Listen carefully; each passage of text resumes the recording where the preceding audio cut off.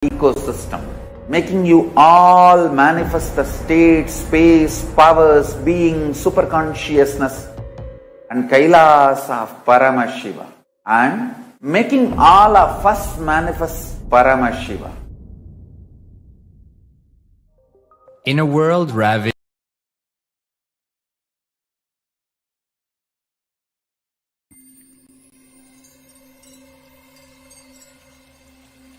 I welcome you all with my love and respect. Let you all open all your three eyes. Om Nithyananda Bhava.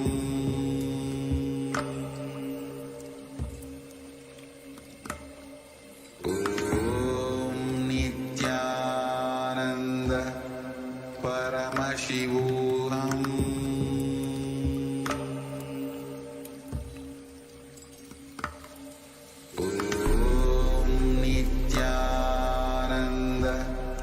Paramashivam.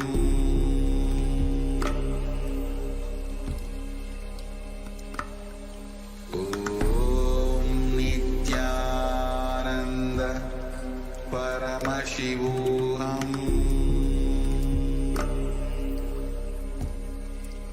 Paramashivam.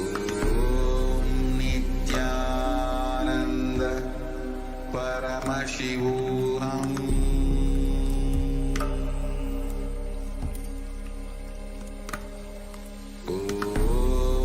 Nithyananda Paramashivam.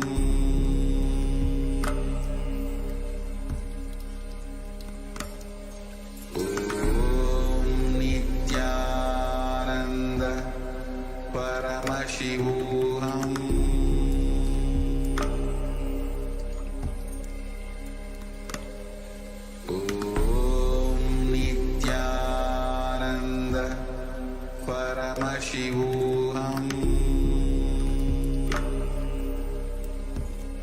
Paramashivam.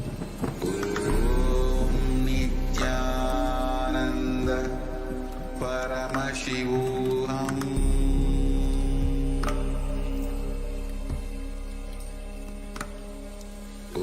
Om Nithyananda Paramashivam.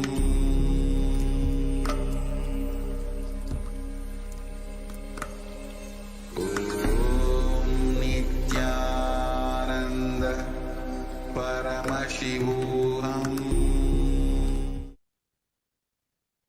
Yes, we're back. In the next segment of this program, we are going to be understanding about the time and space continuum. Previously, Swamiji had expanded upon the Kala Tattva. What is the Kala Tattva and what is time? Now, the Supreme Founder of Hinduism, Swamiji, is going to be expanding on the topic of time and space continuum. Like to the space of listening, come back to a space of deep restful awareness, move from the space of hearing to listening, so that all the truths being delivered by the Supreme Founder of Hinduism can be imbibed into our being, can become a part of our very cognition. And that can happen only in the space of listening. So please sit straight, your head, neck, and spine in a straight line. Close your eyes. And remember Swamiji in your third eye. Visualize Swamiji sitting there in your third eye as Paramashiva with the 25 heads and 50 hands. In this deep, restful space of awareness, let us now enter into the sattva.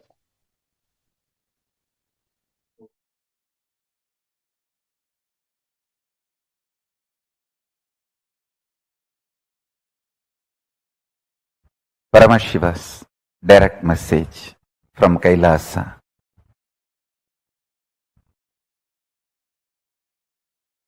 The dimension of Chidabhasa of the universe, where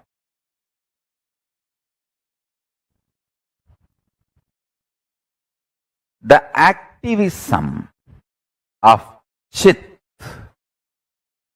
and absolute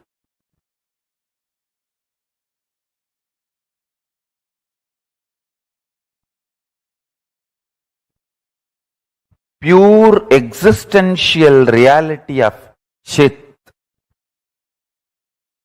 Listen, the activism of Chit, we call it as Shakti. Its pure existence of Chit is called Paramapurusha.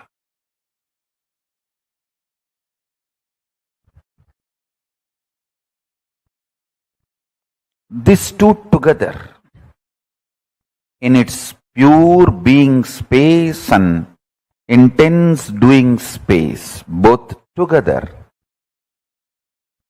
is the dimension of Chidabhasa.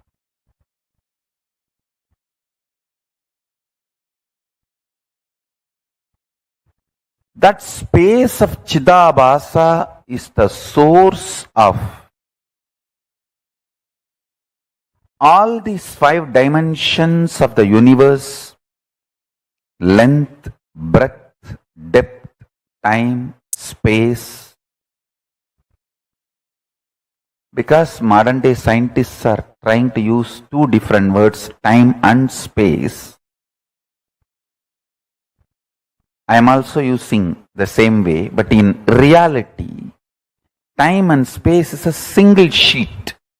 One edge is called time, another edge is called space. There is no watertight compartment or clear fourth wall built between these two. As I said, for some people, that same 100-meter cloth, 70-meter will be time, 30 will be space. For some, the 30-meter will be time and 70-meter will be space. That the time, space, both are same sheet. Imagine. I can even use the word sheath. Avarana. Sheath. Sheath is also apt word. Understand?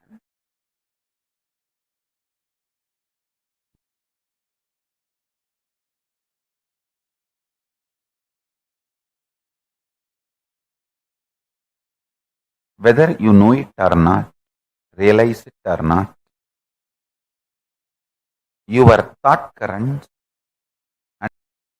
is not separate by any wall or any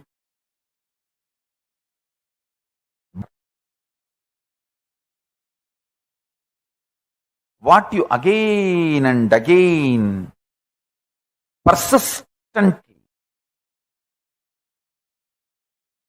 put in your space starts manifesting in your time. What you again and again and again practice in your time starts manifesting in your space. As I said, this time and space does not have a clear-cut border.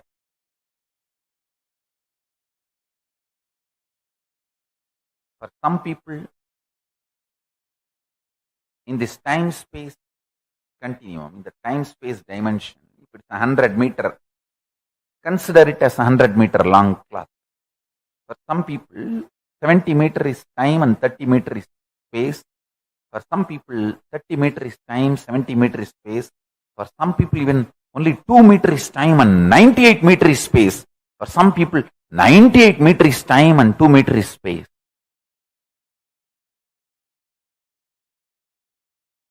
Listen.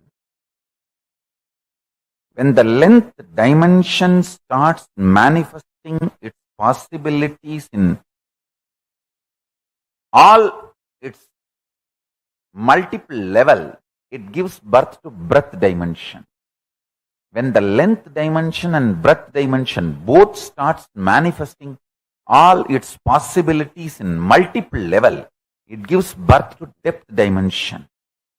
When the length dimension, depth dimension, breadth dimension, all three starts giving birth to all the infinite dimensions of them in multiple levels, in all possibilities, spontaneously and simultaneously, they give birth to the dimension called time. When Paramashiva's direct message from Mahakailasa, listen. Chidambara, the arena of the cosmic dance, is living space. Understand? Modern days, with their human mind, are able to understand about space only now, too little and too late. Understand? They are trying to understand space. Modern day scientists are trying to understand space. What they understood till now, too little and too late. Thousands of years before, Hindus had a clear understanding about what is space. Space is living existence, living entity. I should say closer to consciousness. Space is very closer to consciousness. I'll give you some of the important, powerful cognitions about space. Just if you internalize this, you can use the power of space in your day-to-day life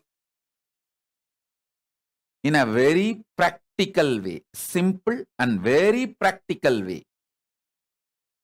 Space is a living entity. It's not emptiness. It's not dead. Second, consciousness. Third,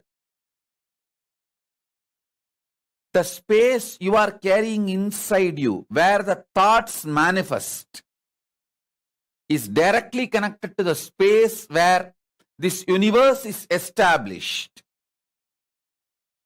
Chidakasa, your conscious inner space, is directly connected to Mahakasa, where this universe is established. The space where this universe is established is directly connected to the space, your inner space where you are established.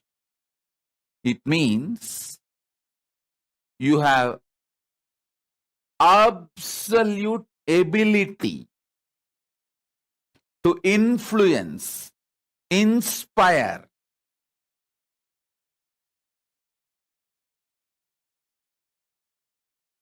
directly intervene with the outer space on which the world is established. Any mass has a power to influence the space. When you are able to influence space through which you can influence anything which is established in the space, and just by sheer power of thoughts, you can influence space. Just by sheer power of thoughts, you can influence space. You can influence anything which is established in the space. And just by sheer power of thoughts, you can influence anything which is established in the space. And just by sheer power of thoughts, you can influence space. You can influence anything which is established in the space. And You can raise, lower your mass, through which you can influence the space, through which you can influence anything established in the space. Please understand.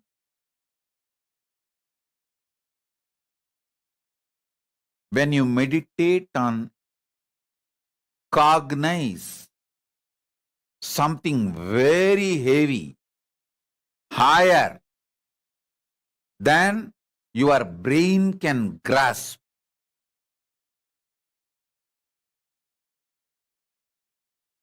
your space becomes powerful.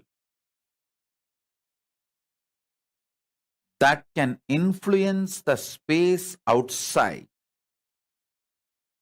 And anything established in the space outside.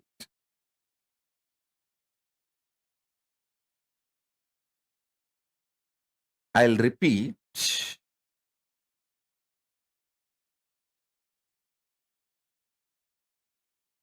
Very recently, modern day scientists are trying to understand how to influence the space, how space can be manipulated to make our lives more comfortable and better. But thousands and thousands of years ago, Hindus had clear knowledge.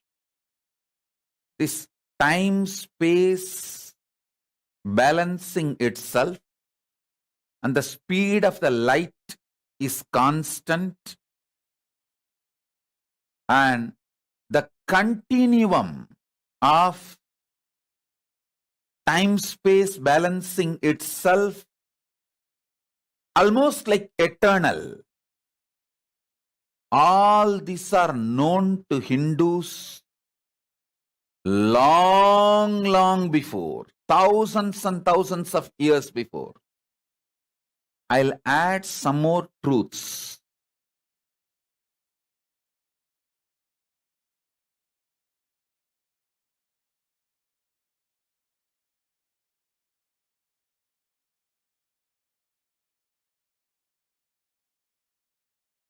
Thoughts can travel using space as medium. Anything which has a influence space through that anything established in the space.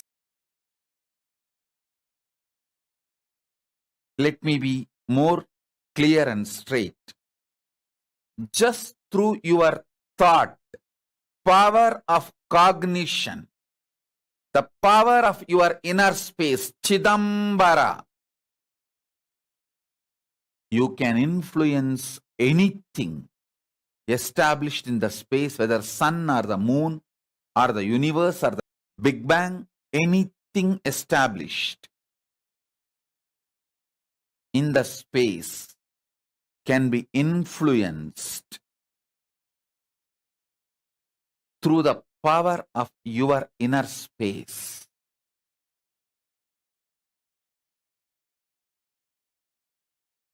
Contemplate on this.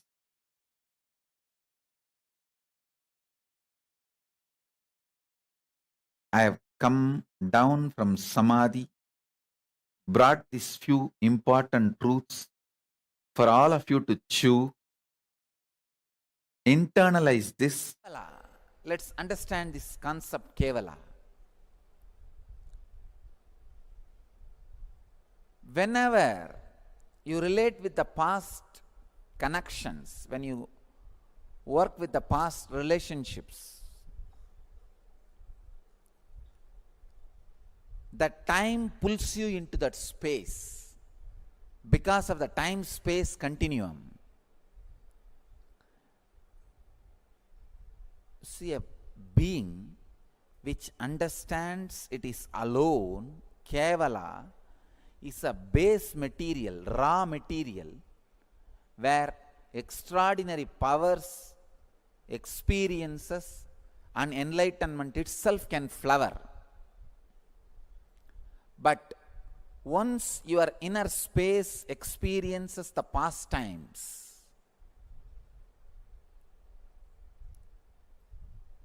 naturally the time pulls you into the past space. Then for next 9 months, the possibility of enlightenment is postponed. The possibility of extraordinary experiences is postponed. Again, it takes 9 months for any human being to sink the idea, Kevala, I am alone.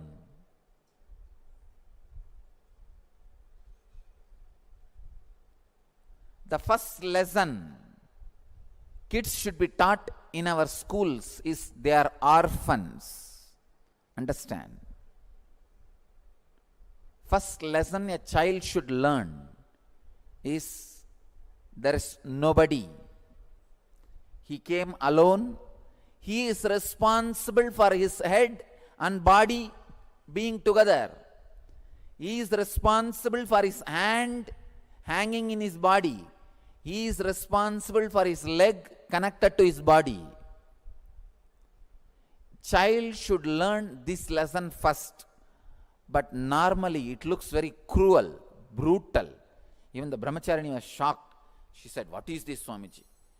It's too cold." I said, "Life is cold. Don't try to make it hot. Don't say it is cold. Use right word. It's cool."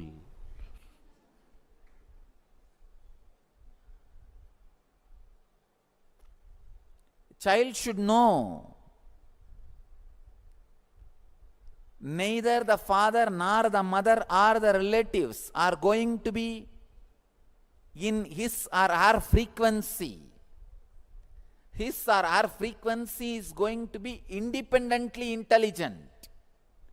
Please understand, it is not going to be the extension.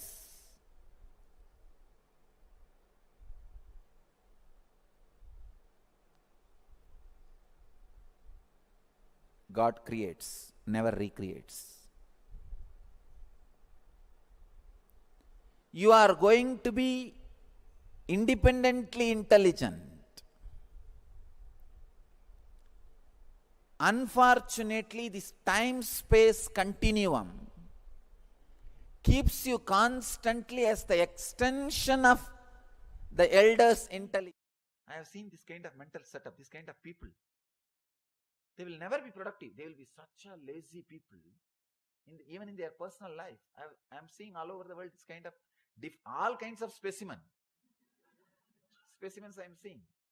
This kind of people, they will be such a lazy, such a unproductive people. They can't do anything else except criticizing. They live in Kali Yuga.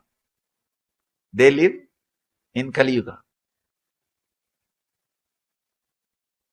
That's the worst state to be in. If you understand, still Dharma is alive. Still Dharma is prevalent.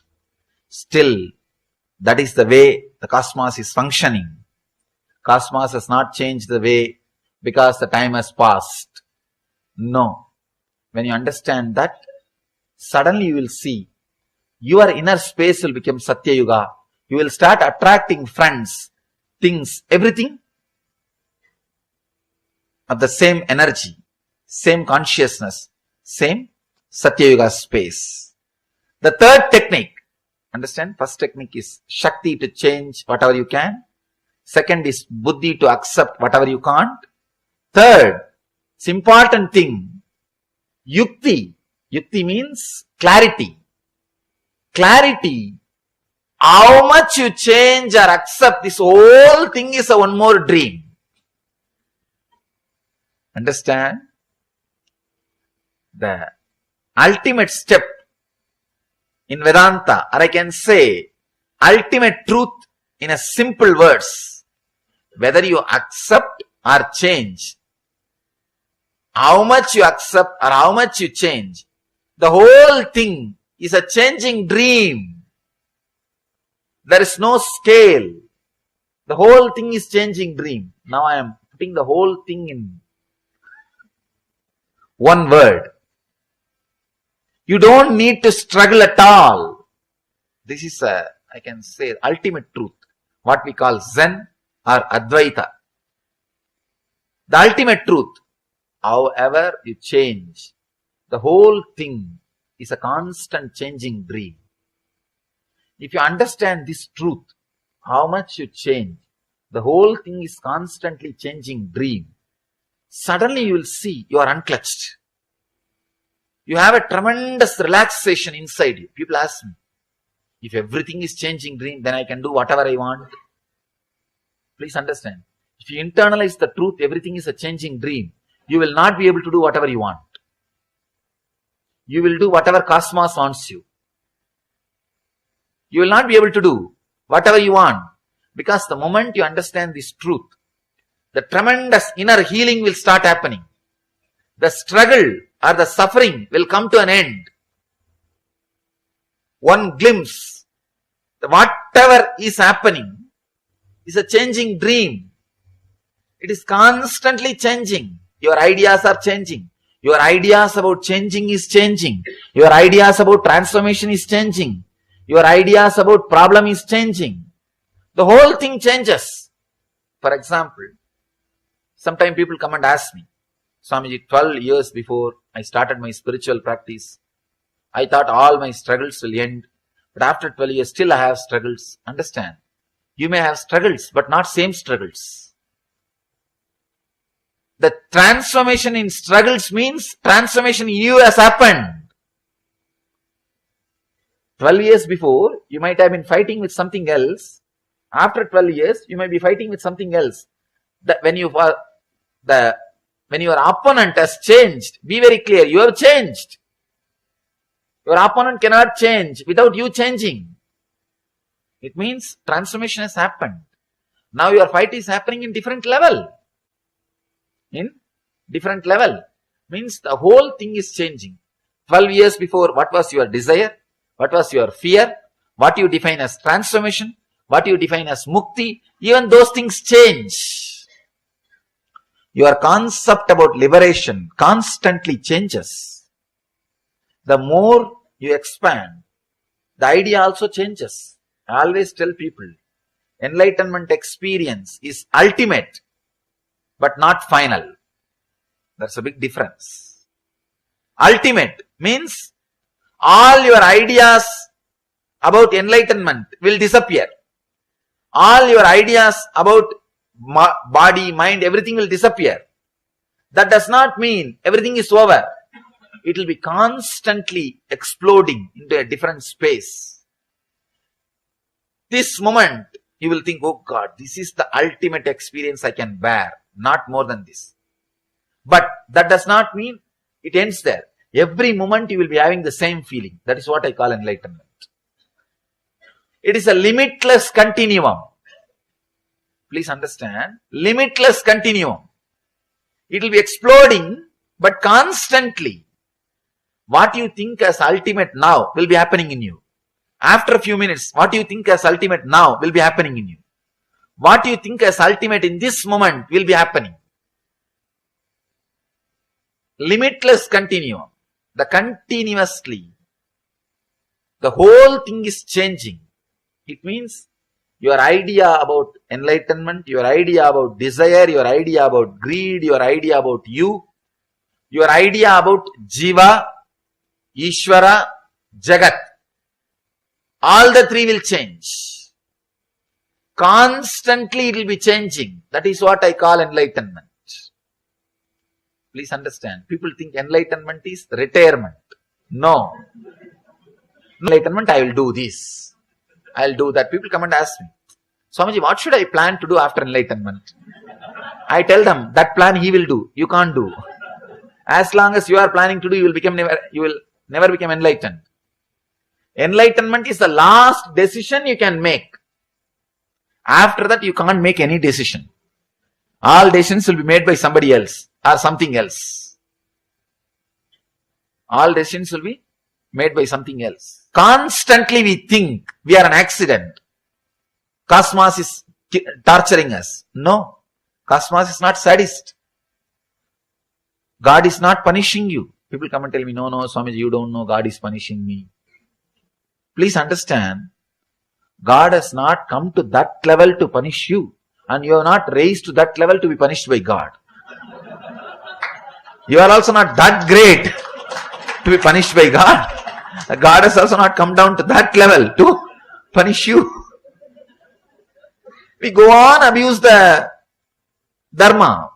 No, you don't know, it is Kali Yuga. Dharma will not be prevalent. This history says, that Purana says, that Bhagavata says, that Sutra says, it is Kali Yuga. Life will be like this only. No. Be very clear. There is no such thing as Kali Yuga.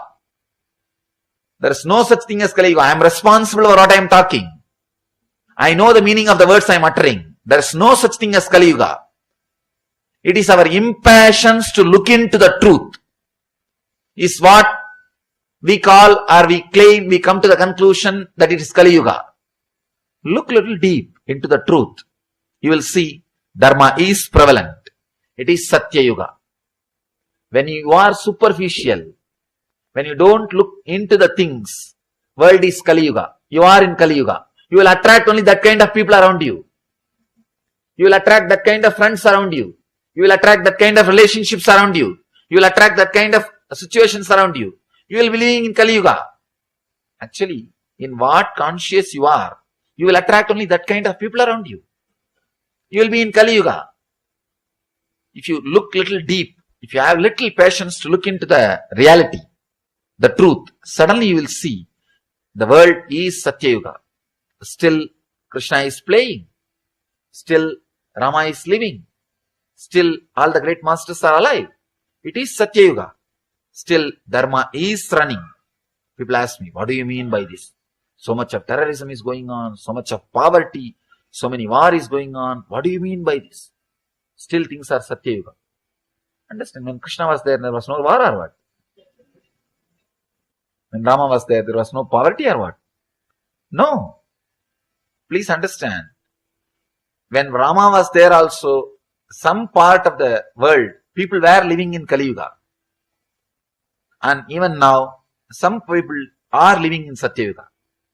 So, Satya Yuga or Kali Yuga is not the chronological time. It is nowhere related to chronological time. It is individual's decision.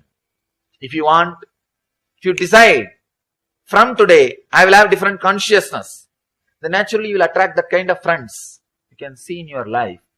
If you are continuously having self-pity, you will attract the relationship friends who will torture you. You will see.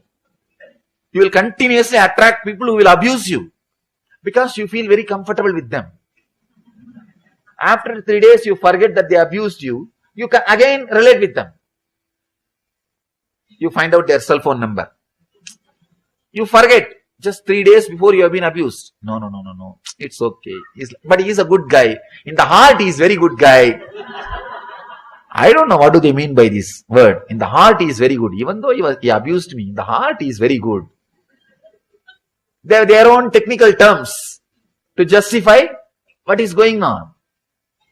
You attract abusive relationships, abusing people, everything around you, if you are in that mood, if you are in that consciousness. So please be very clear.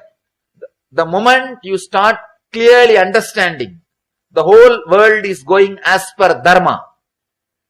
It is Satya Yuga. Suddenly, you will attract the people who are living in Satya Yuga. You will create that kind of friendship around you. You will create that kind of circle around you. Suddenly you see you are in Satya Yuga. To enter into Satya Yuga, all you need to do is, you don't need to create Satya Yuga. Just tune yourself to Satya Yuga. That's the 6 feet. Whatever is inside your skin, make that as Satya Yuga.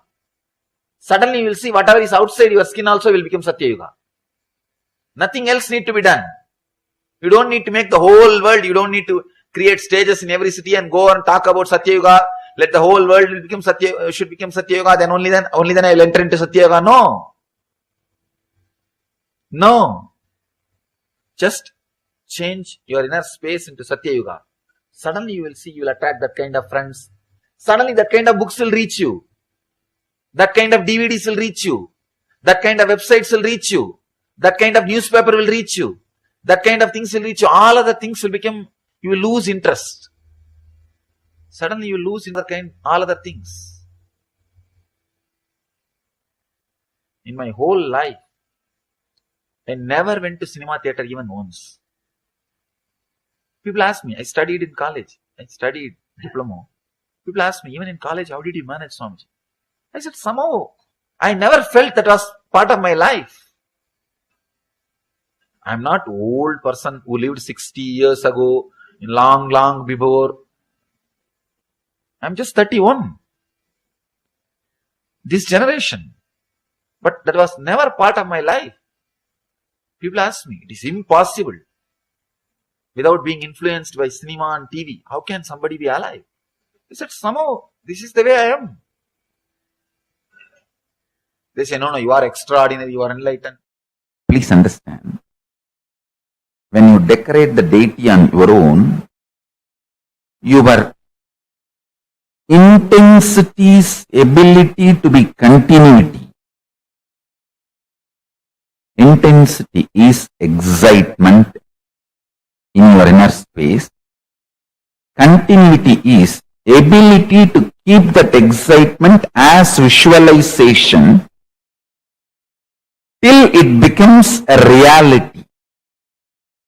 Please understand, these are some of the ultimate cosmic principles.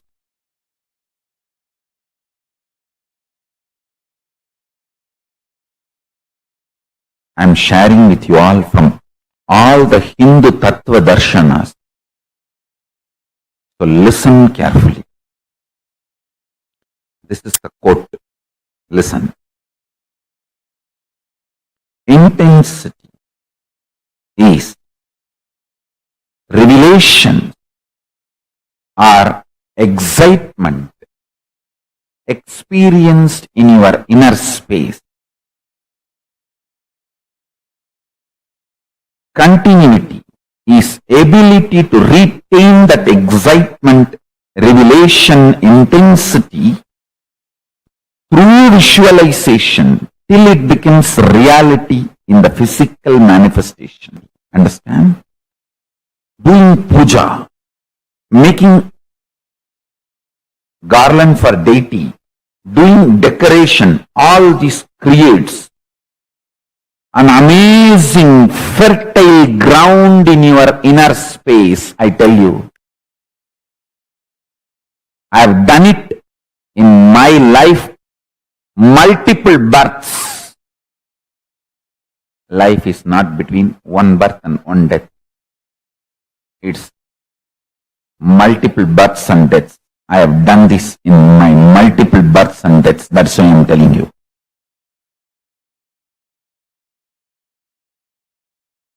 Intense excitement, when it is added with the creativity, especially the most superior creativity is Hindu Kriya. Kriyas of Hinduism is the most superior creativity. See my Gurukul kids. Just by decorating deities, they manifest powers. Because intensity of the inner world starts manifesting as continuity of the outer world. Listen. Intensity of the inner world starts manifesting as the continuity of the outer world just through decorating the deity. If you are a millionaire, want to become billionaire, I guarantee, start a temple, start spending at least half an hour to 1 hour physically working on the temple. Tie dhoti, saree, put jewels.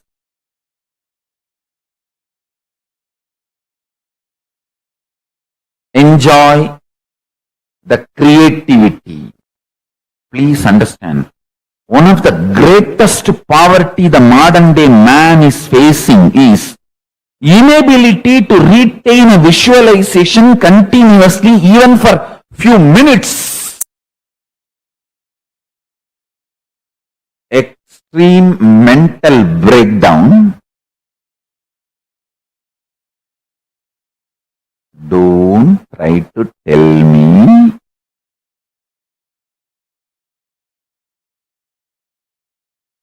entertainment industry is full of creativity. No. Entertainment industry is full of copying, replicating, duplicating, not creativity. Creativity is less than 0.5%. Creativity, I am defining, creativity is ability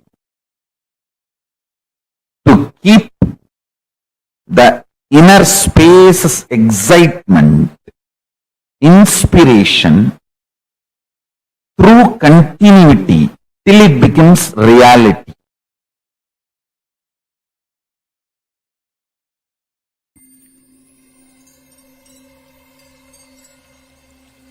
I welcome you all with my love and respect. Let you all open all your three eyes. Om Nithyananda Paramashivam.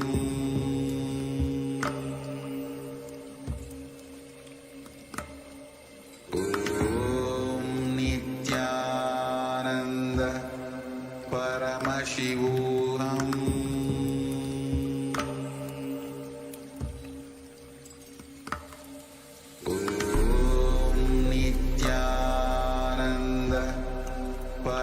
Paramashivam.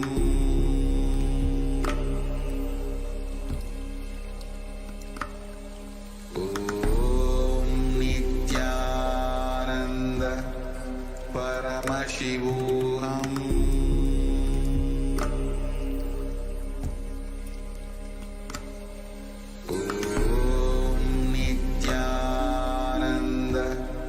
Paramashivam.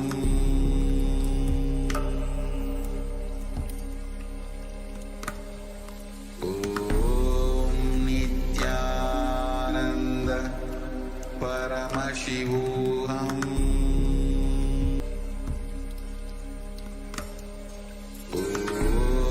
Nithyananda Paramashivam.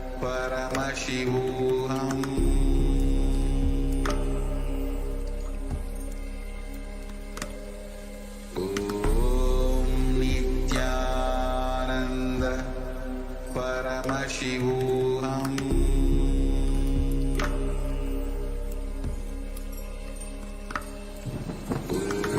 Om Nithyananda Paramashivam.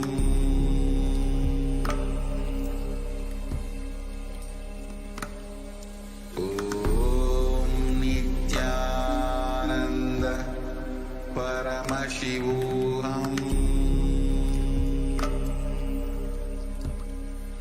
Paramashivam.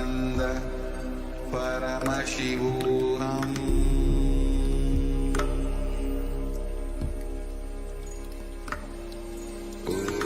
Om Nithyananda Paramashivam.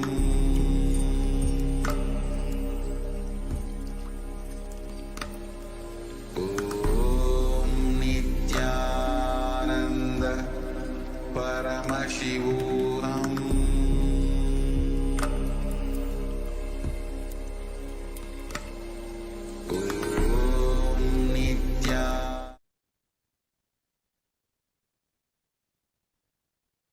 Welcome everyone. We're back beautifully in this previous set of satsangs. The Supreme Pontiff of Hinduism explained about the time-space continuum and more on how the video we saw, the first video we saw about Kala Tattva, the Supreme Pontiff of Hinduism expands on the concept of time. In this series, the Supreme Pontiff of Hinduism expanded more on the concept of space and the time-space continuum. The Supreme Pontiff of Hinduism, Swamiji, expanded that while the Puranas, the Sutras, and there are so many scriptural references which claim that we are in Kali Yuga right now, it is we who decide what yuga, what time, what space we live in. It is our inner space. What space we are living in our inner space that decides what yuga we are living in, what time we are living in. If we decide to be in Satyuga, if we ourselves are in Satyuga and align everything within our body frame to be in the Satyuga, then our external world will reflect and change and become Satyuga. We start attracting people who are also living in Satyuga. But if we decide, if we are living in Kali Yuga, in confusion, in delusion, in unconsciousness, then that is the kind of people, kind of community we are going to attract towards ourselves. Beautifully, Swamiji explained that time and space are not two separate things. One contributes to the other, and they are a byproduct of each other's existence. When you are in a space of deeper awareness, of the space of the higher and higher time zones, that is the reality you are in, that is the reality you start living in, you start manifesting. In the next series and set of satsangs, we're going to be watching the Supreme Pontiff of Hinduism decoding exactly what is time and how we can liberate ourselves from the societal conditionings and societal understandings of time which have been put into us from our young age. Swamiji also explained how it is our space which decides the reality we are going to be living. Time and space are not two separate entities, two separate functions. Both are intertwined and work together. So now, let us enter into the next series, next segment of today's program, which is understanding and decoding.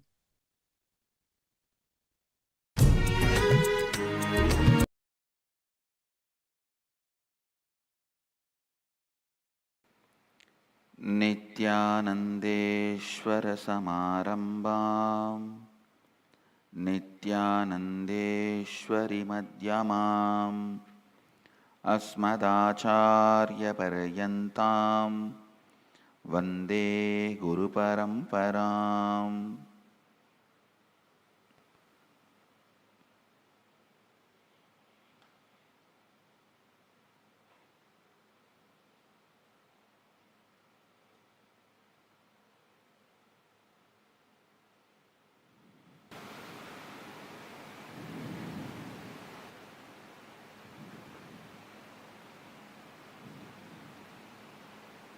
I welcome all of you with my love and respects. Conquering time. First, few basic understandings, few basic truths.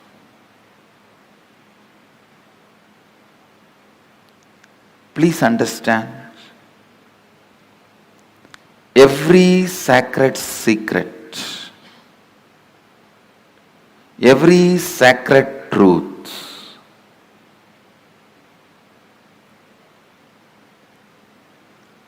I am uttering, every word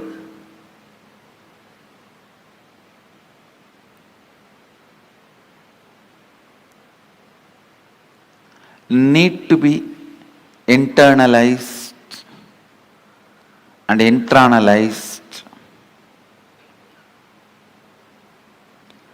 Do not sit with the intellectual tiredness. Usually people have this pattern. Tell us finally what we should do. No, things don't work like that. Please understand.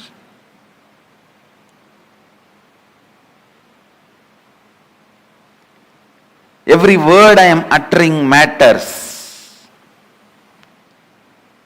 I'll give you a small example from my own life.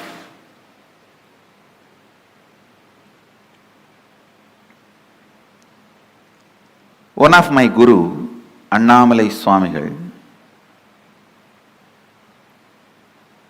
in course of conversation he told me that we are not the body, we are beyond pain and suffering. When I was sitting alone and contemplating about it, we are not the body, we are beyond pain and suffering. What does he mean by it? I actually experimented. I took a knife and cut my thigh to see whether we have pain or not. Of course, I had pain and I was taken to hospital and stitches were done and all that has happened. But I could not think what my guru uttered is lie.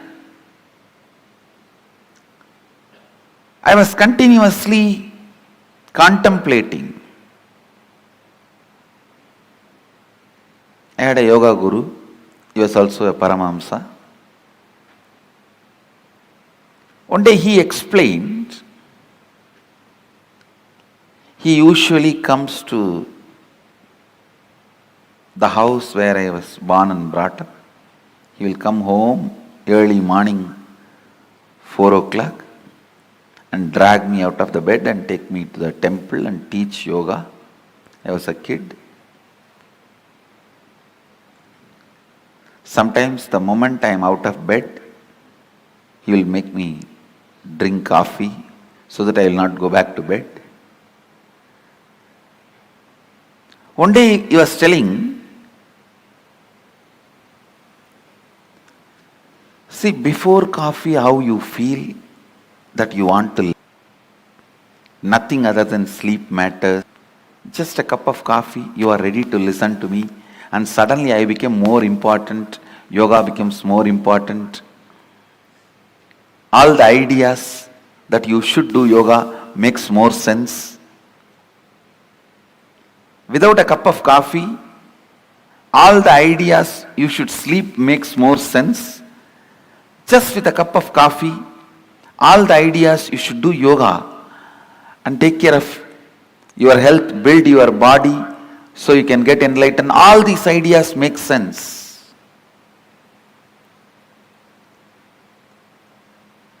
He made a very important statement which I want to translate in English for all of you. He said, the physiological, psychological, neurological effect on you is not you. Please understand. One guru made a statement, you are not the body. The other guru made a statement, the physiological, psychological, neurological effects happening on you is not you. How many of you click with that second statement? Actually, both statements finally mean the same, but the second statement suddenly made so much sense to me. Yes. Please understand. Because I could see my seeking is not just equivalent to a cup of coffee, but a cup of coffee can make such big impact. It can just drive away the sleep,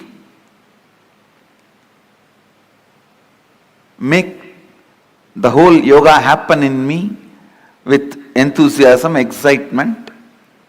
So when I was analyzing, cup of coffee cannot be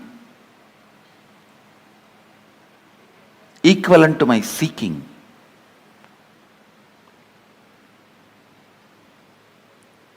Or equivalent to me.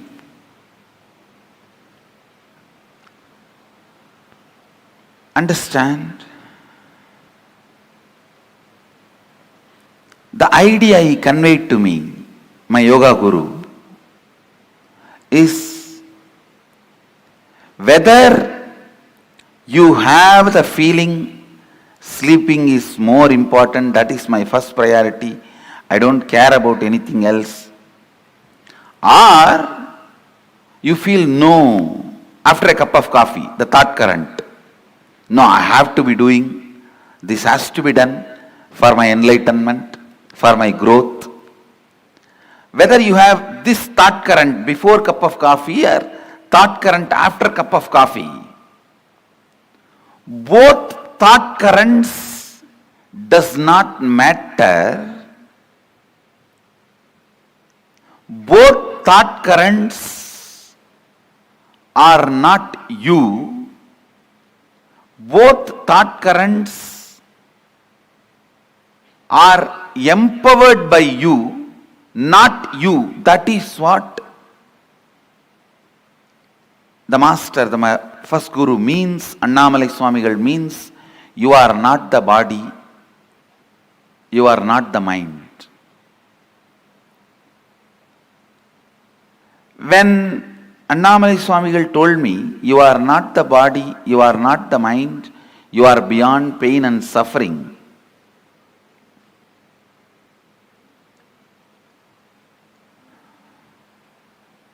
the statement did not make sense for me. But when my yoga guru explained,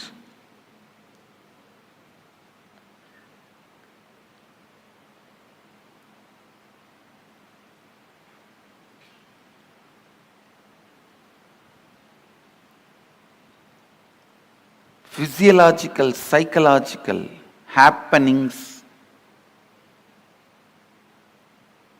are not you. It really made sense. Understand? Throughout this program, every statement I make is going to directly work on your inner space, which is required for me to transmit this experience to you. Actually, when I had the click, oh, psychological, physiological, neurological effects happening on me is not me, I tell you. From the next day, I didn't need coffee to wake me up. The understanding, physiological, psychological effects happening on me is not me, liberated me.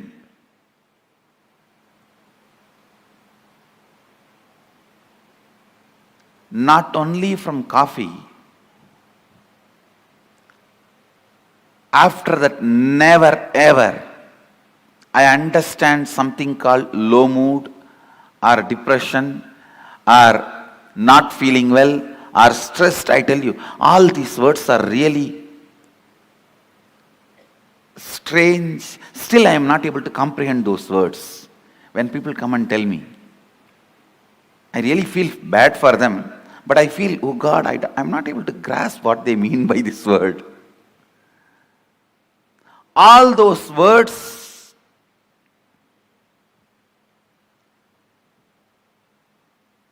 have no meaning in my life because it was such a clear understanding.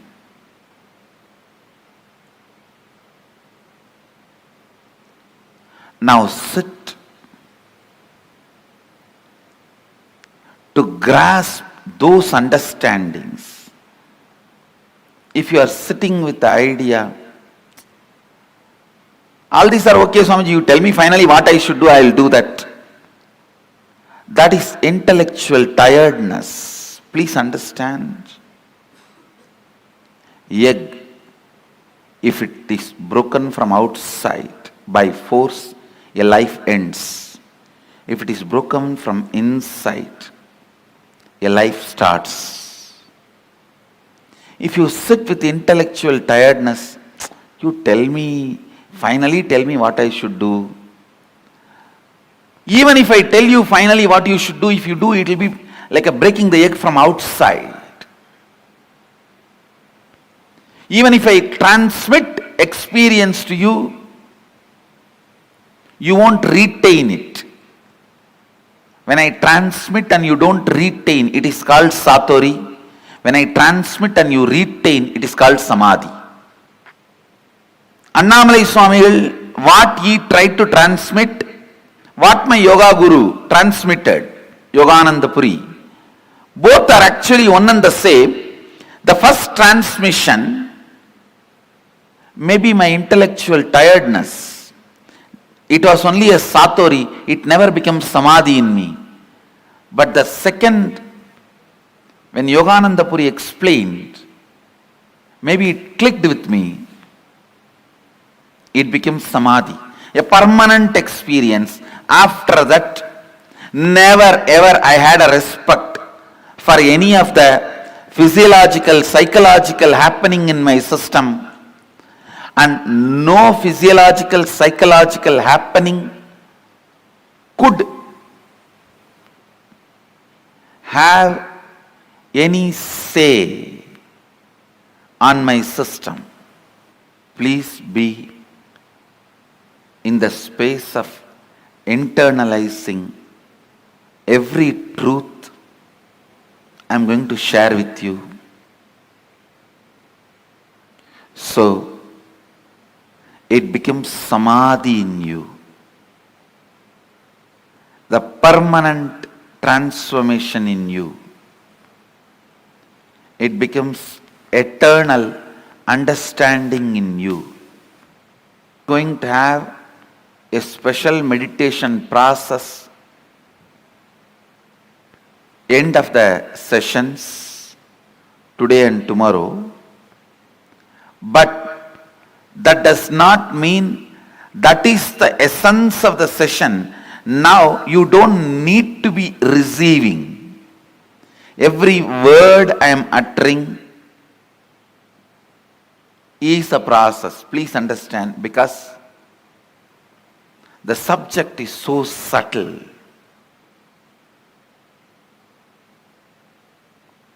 Subject is so subtle. See, when my first guru told me, you are not body, you are beyond pain and suffering. It is truth, but it is too to grasp. It's too physical. But when my yoga guru told me, experientially, which he was able to convey into my listening,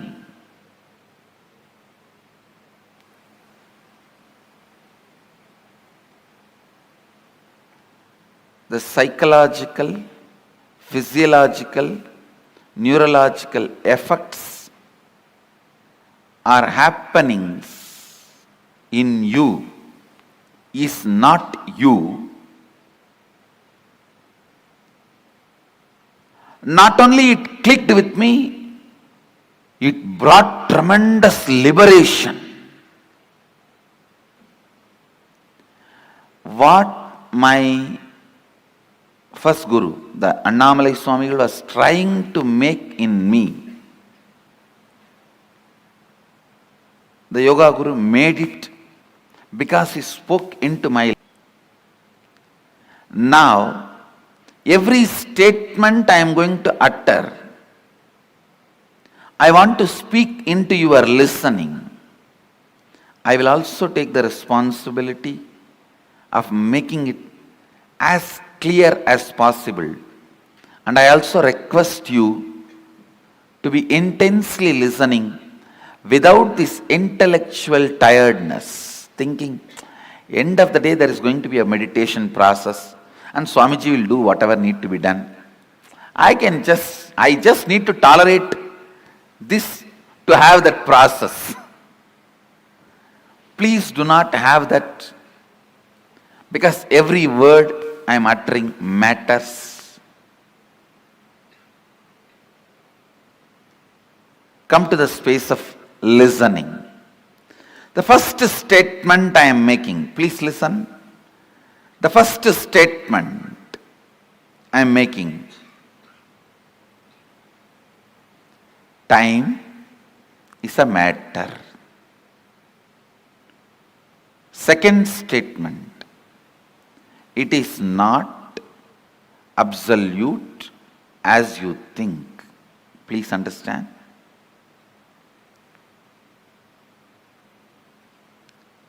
Now I will make these statements into your experience.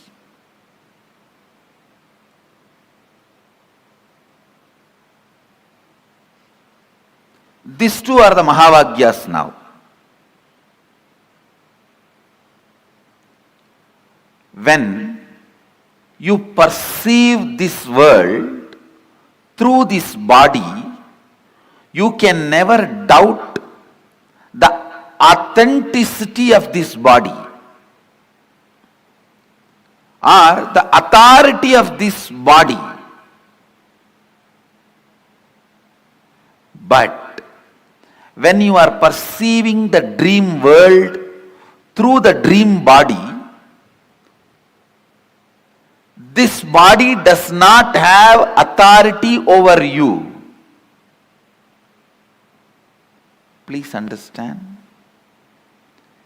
When you are perceiving dreams with the dream body, this body does not have authority over you.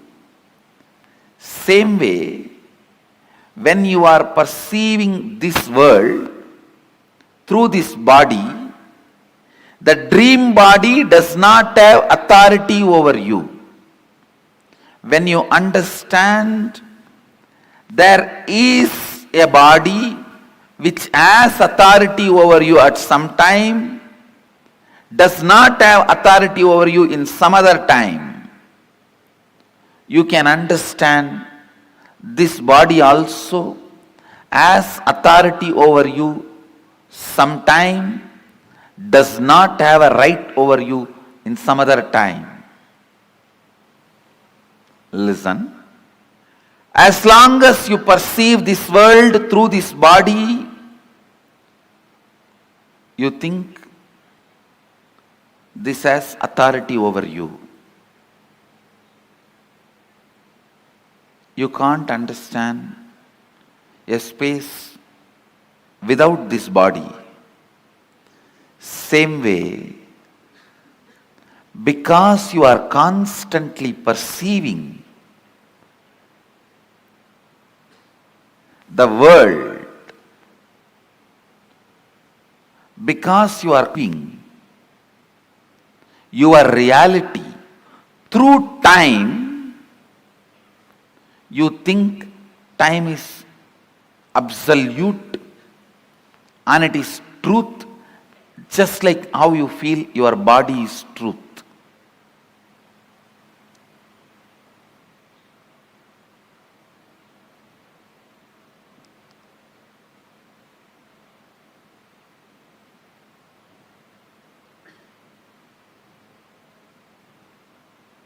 Listen. I'll repeat the essence.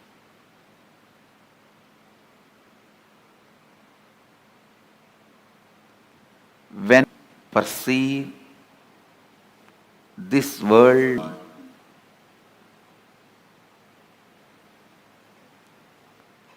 you take this body as authority.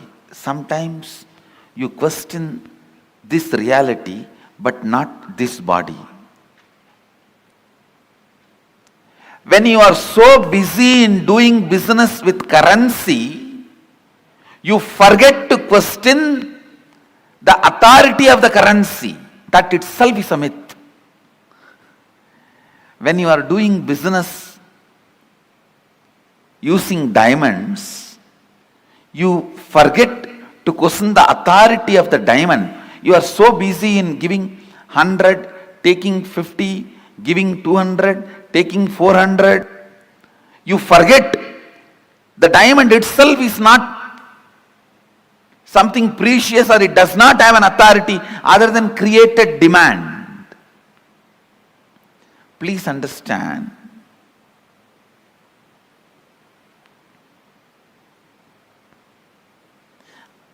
I am not questioning, I am not saying don't do business. All I am trying to tell you is understand the stupidity, you can play with it beautifully.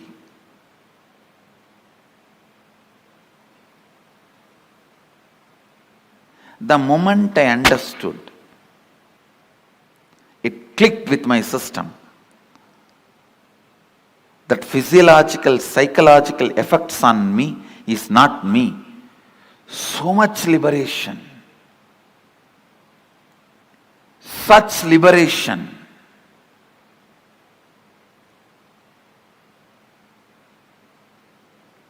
Such a beautiful space.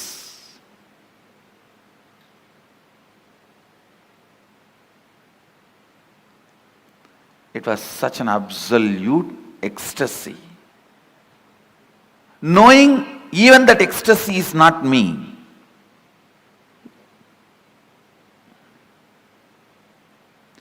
When you know even the joy happening in you is not you, the joy stays with you permanently. All joys disappear the moment you try to grab them. The first truth, time is a matter.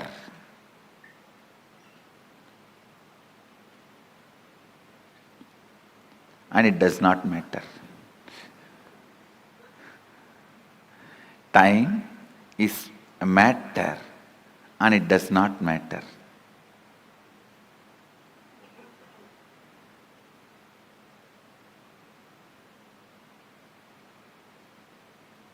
You can manipulate it as you can manipulate your body.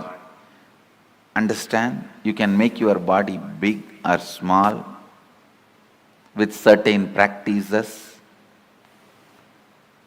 diet control. You can manipulate it. You can play with it. Same way, you can play with time. You can play with time. How? We will see next. But some of the basic truths, you can play with it.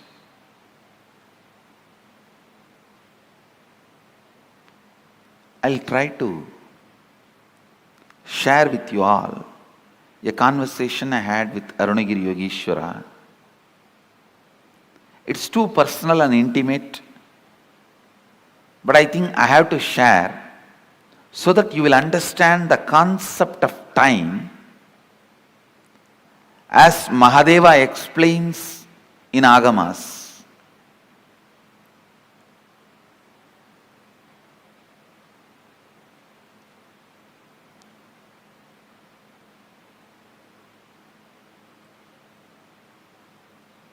One day I was sitting and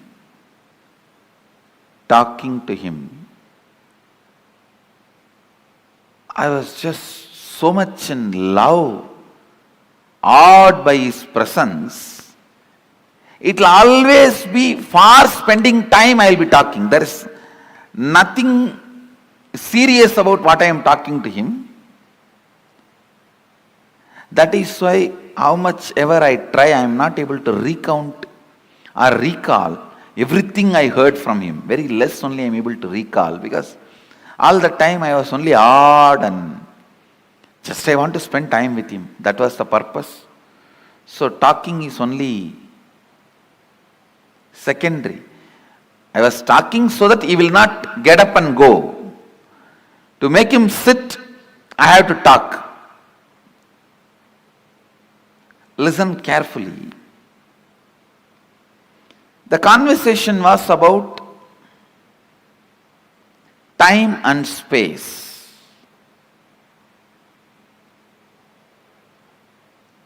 He was trying to explain time and space to me. It is time you understand every statement, so that it becomes just part of you. You also need to know the value of one single truth hitting you properly. Please understand, it was just one single truth. My understanding about, just a cup of coffee, only that much is the gap between me and my seeking.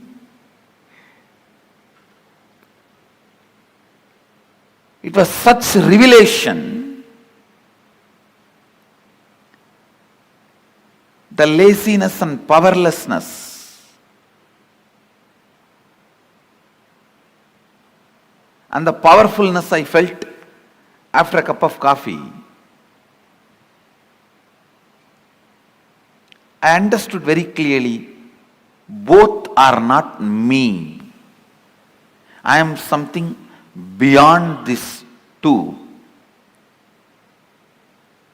Just that one understanding liberated me forever from all the physiological and psychological ups and downs. Never ever I had any respect for the physiological, psychological ups and downs in my system. And you don't know what great liberation it can be. So please understand. Now, even understandings can liberate you from many patterns you are having, and with understanding, if I lead you into the process, the experience I transmit will become Samadhi in you, means permanent. Without you understanding or without you developing the right context, also I can put you in experience. That will be by force, it will only be Satori, you won't be able to retain that. So allow every statement to work on you, because even I am feeling, I am explaining something very subtle. It's almost like I am not playing with Saraswati, I am playing with Saraswati's Veena.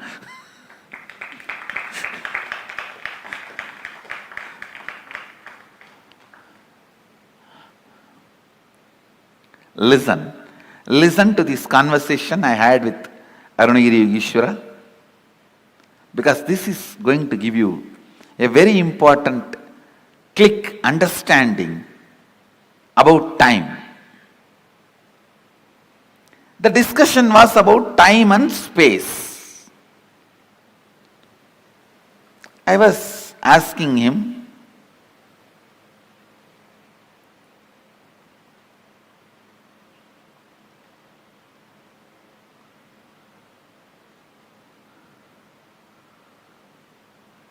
some questions about Kala Bhairava. That is the way the conversation started, and he was trying to explain the time and the effect of time on our system and our understanding. Naturally, I could not grasp everything immediately. So the conversation boiled down to, he was trying to explain to me, time is just your mental experience, mental perception. It can be imploded or exploded. Listen, it can be imploded or exploded as you want. So naturally it was too much for me. Then he touched something in my very personal life and explained. Of course, it is a very intimate conversation, but I'll share it with you all because it will do good to all of you. I had the problem of bedwetting as a child. So, when I was talking to him, it was around maybe I was 11. At that time, I used to have that problem of bedwetting.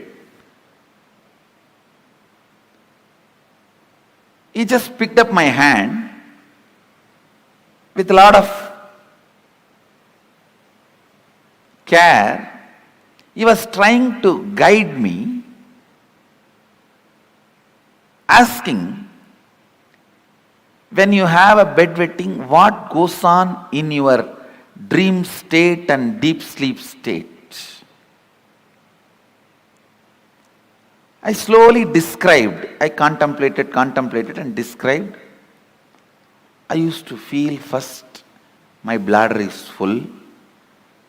Then I'll feel in the dream that I am in a restroom and I should relieve myself. And then in next few minutes, I'll only feel my bed is wet. I explained the step by step. He said, exactly, this is time. Please listen. It was such powerful click for me.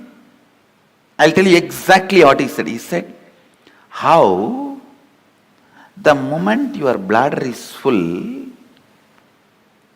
your brain can create the restroom which is not there and give you the comfortable feeling you are protected, safe, you are in a proper place, please relieve yourself. Only after that signal goes to the body, the internal organs decide to relieve and relieves itself.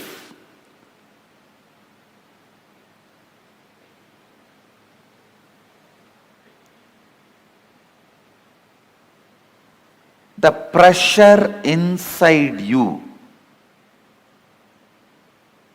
to perceive something, to have some experience,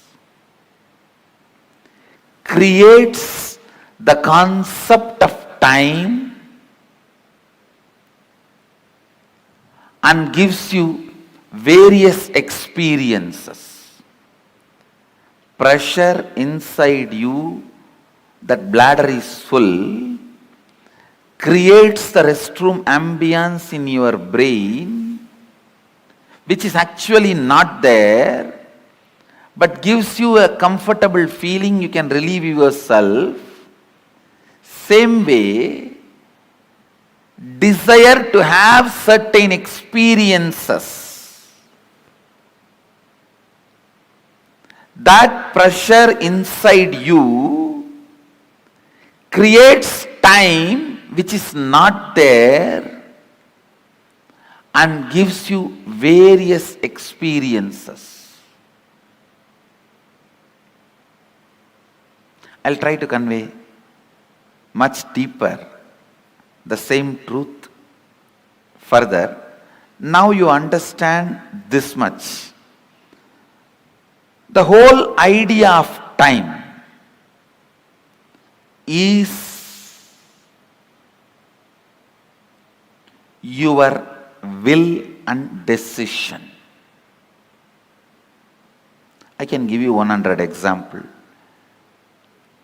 When you are sitting with somebody whom you like or doing something which you like, your passion, you don't know how the time passes. Time gives you a different experience about life, about world. But when you are sitting with somebody whom you don't like, or when you are doing something about which you are forced, time gives you different experience about yourself, world and life. This one small example I have seen in my own life. Morning 5 o'clock, early morning 5 o'clock to night 11 o'clock, I'll be sitting with Arunagiri Yogeshwara. I don't know how the sun rises and sun sets, but at night, few hours when I need to be in the house, away from him, I'll move the clock 10 times, thinking that it is not moving, it has stopped.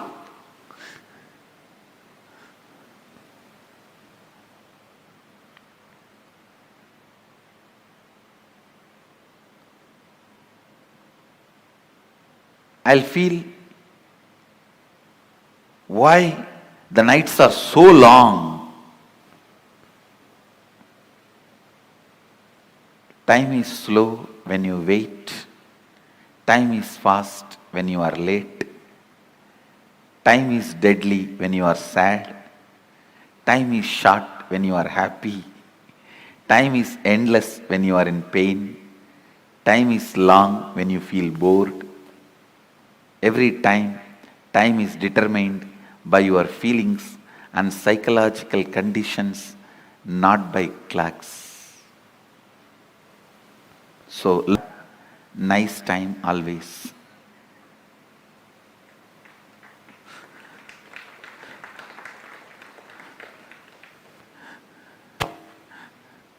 Whatever now I am sharing, most of you may know that ideas, nothing new. But I am trying to set the context so that I can lead you into the deeper understanding, especially the experience to make these understandings permanent.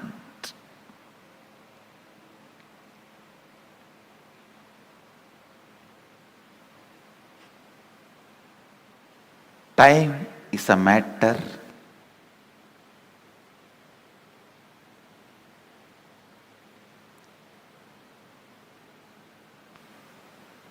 it does not matter.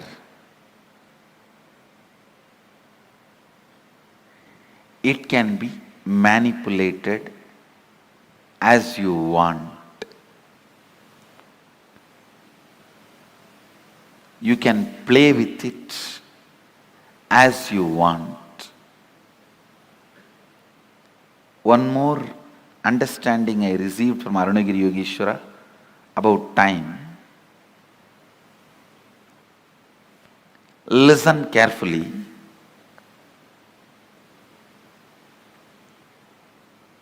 The whole life is just a vast canvas. Space is the canvas.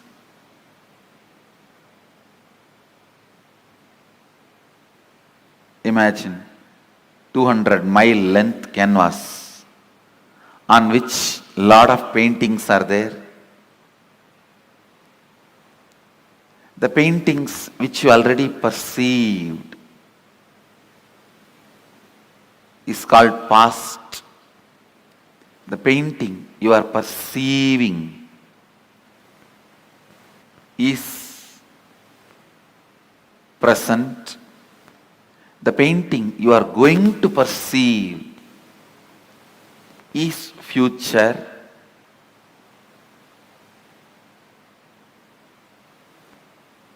But the truth is all three exist. All three exist.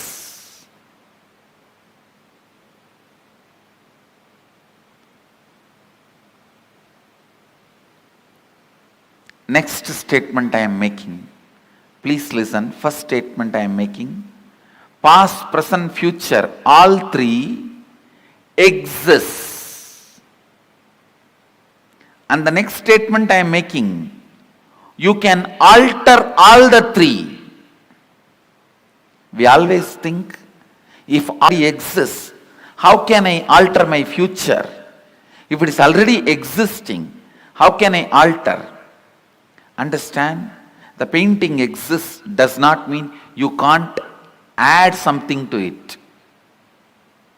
Your powerlessness, I can't add something to it, only makes you stop adding. And very important statement I am making now. Not only you can alter the future, you can alter your past. How? We will make. You can alter your past.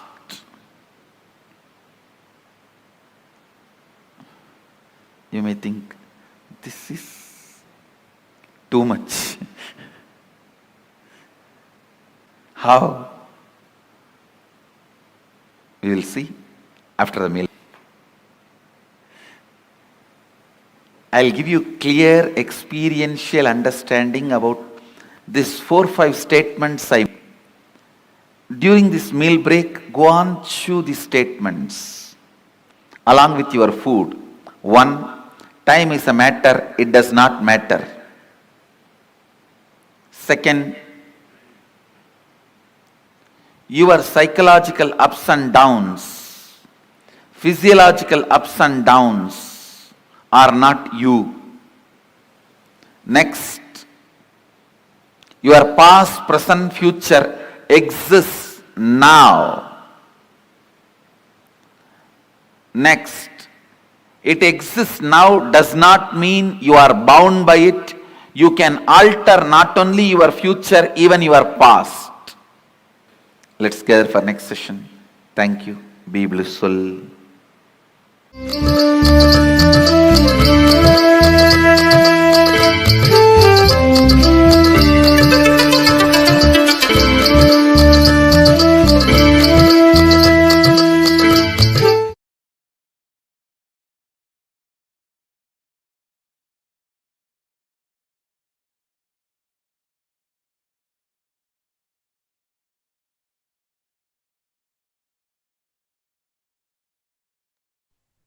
Sorry for the technical glitch. Beautifully in this webinar, the Supreme Pontiff of Hinduism explained the science of time and exactly what is time. Swamiji gave a beautiful example.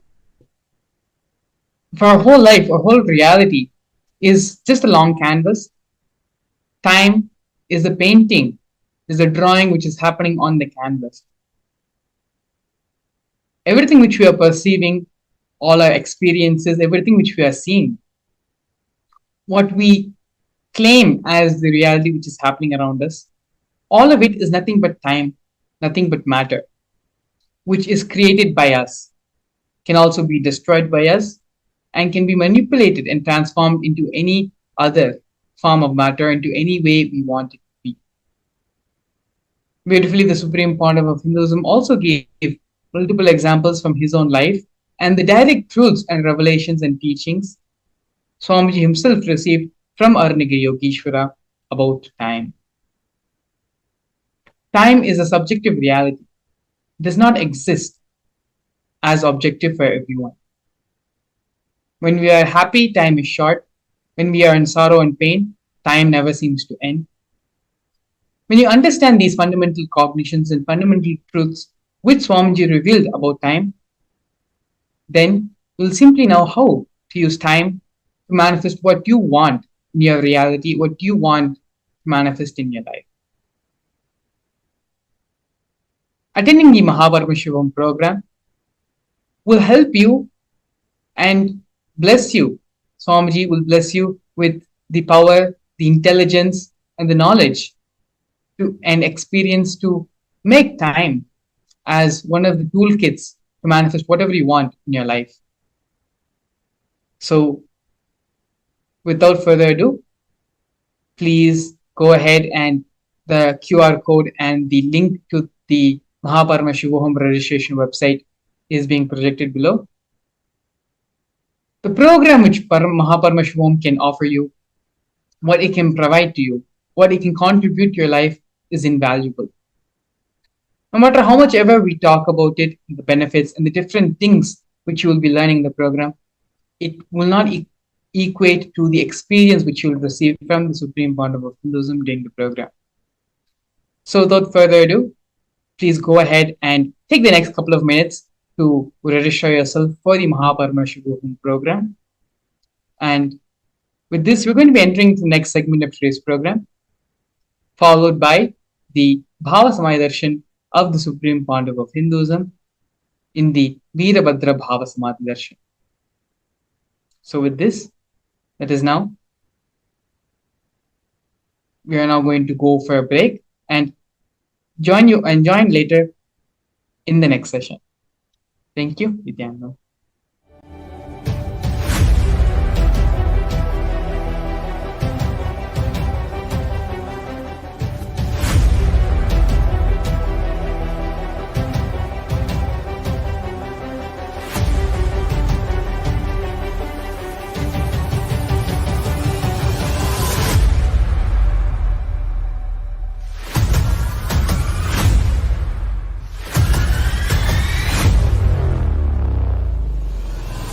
Whatever I shared till now, condensing the whole thing and reviving it as experience, starting from completion, unclutching, power manifestation, the states of consciousness and the planes, multiple planes, everything.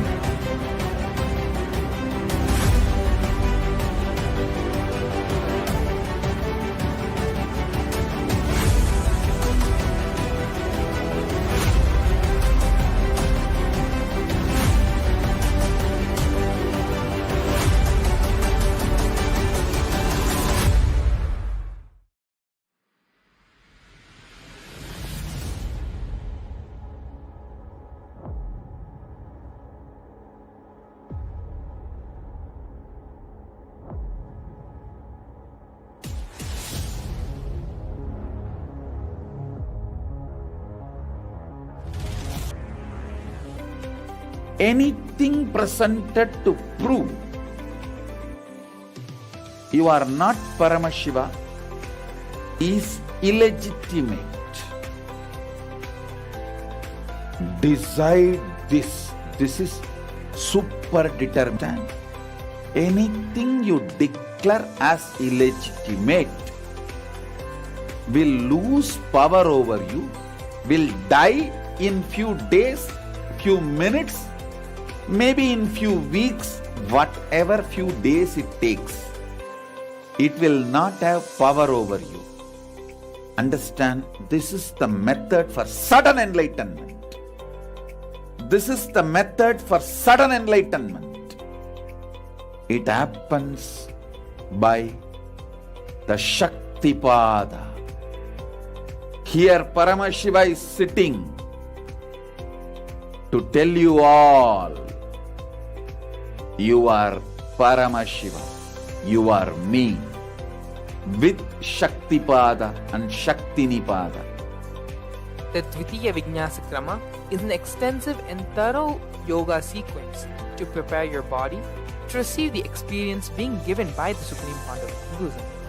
Through the yoga, which is aligned as per the source scriptures laid down by Paramashiva and the Agamas, Nithyanandam Paramasukadam Kevalam Jnanamurtam Gandvatitam Gagana Sadrisham Tatvavasyadilaksham Ekam Nityam Vimalamachalam Sarvadi Sakshibhutam Bhavatitam Trigunarahitam Sadguruntam Namami. Nithyanandam. I welcome all the viewers and participants over 175 countries joining with us for the Bhava Samadhi Darshan of the Samhara Murthis of 64 manifestations of Paramashiva, manifesting through the Nijavatara, the supreme pontiff of Hinduism, Bhagavan Nithyananda Paramashivam. And we are going to be having yet another exciting segment today with amazing guest speakers who are here to share their life journey. And their life journeys are something so much profound. We can see the impact of the Supreme Pontiff of Hinduism's teachings, his initiations and blessings, how it can influence in the individual level and in the community level. And today's segment is going to be about women empowerment. Yes. So you may think, yes, I've heard this before. I think I have heard a lot of shows about women empowerment. Yes, you may have heard about it. But today's segment is going to cover and unleash some of the very interesting facts on how Hindu feminism is far more advanced and powerful, and how Swamiji has empowered and taken this aspect of Hindu feminism and advanced so many milestones of Kailasa forward over the last 30 years. So, coming back to the state of affairs today, women has been a long-standing backbone of the entire society. But if you take the women in the current society today, there is a lot of inequality, oppression, gender justice, and also sexual violence and physical violence that has been encountered by women almost, we can say, 1 in every 3 women has encountered this sort of oppression and gender violence every day. So, though we may feel that, okay, I am in 2023, so many things are advanced, and people are progressive, and that's what we would expect it to. But yet, if you see the stark reality, 1 in every 3 women experience physical and sexual violence either in their home, in their families, or in their workplace, or how they are treated in the society. So this is the stark reality that we are in today. And what are the solutions that we have got in hand? So Hinduism is the most progressive religion, and Sanatana Hindu Dharma has solutions for every single world problem that we are facing today. And Kailasa, with an active global presence in more than 175 countries, is one of the largest knowledge source on Hinduism, where so much of knowledge repositories and so much of solutions that Hinduism has got to the world, Kailasa is able to retrieve and package it and present it in a user-friendly manner. So the issue that we're talking about today is about the gender violence and inequality and oppression that the women are facing today. Kailasa has time-tested solutions just by empowering women with the right understanding of feminism. Kailasa has given a huge breakthrough in this subject. And that is definitely a testimony. If you talk to any Kailasian who's a woman, you can see the confidence that she radiates. You can see the context that she holds. It's mainly because the way the Supreme Pontiff of Hinduism, Swamiji, has enhanced and empowered the right knowledge about Hinduism and feminism. If you take today's feminism, most of it is all about competing with the other gender. It is never complementary, or it is never making femininity as something unique and something contributing and something extremely advanced, just with the power of femininity in each of us, whether it is a man or a female. Everybody has got that component of feminine consciousness. With the completion of that feminine consciousness, man is highest possibility. Giving that right perspective of what is femininity and how it is unique, and how by awakening this component in each of us, it can lead to ultimate enlightenment. This perspective is definitely not there. It's definitely not taught in today's feminism. And that is exactly how Swamiji has enabled and empowered all the women in Kailasa and the Hindu women today to attain their peak possibilities in life. And in Hinduism, Swamiji beautifully shares that feminism is not about conquering men. It is about strengthening the whole universe. In Hinduism, feminism is not about fighting with men or conquering men or fighting for an equal status as men. I'm sure so many of you can connect to this very interesting statement that Swamiji has given, because that is exactly how people feels about feminism, right?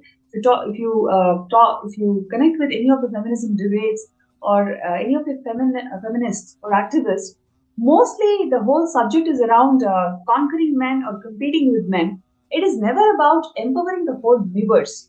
And what Swamiji shares is women has their own unique place. We call women as Parashakti, manifestation of Parashakti, and all the women around the world, empower yourself with the spiritual strength and realize your uniqueness and contribute to the world.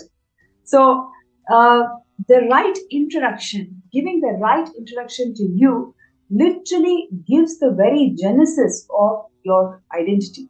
It empowers you with the right genesis of the identity. It empowers you to define who you are. And from that space, any action, any reaction that's happening, it all lands in auspiciousness. And we'll take a look at a small video where Swamiji defines Hindu feminism.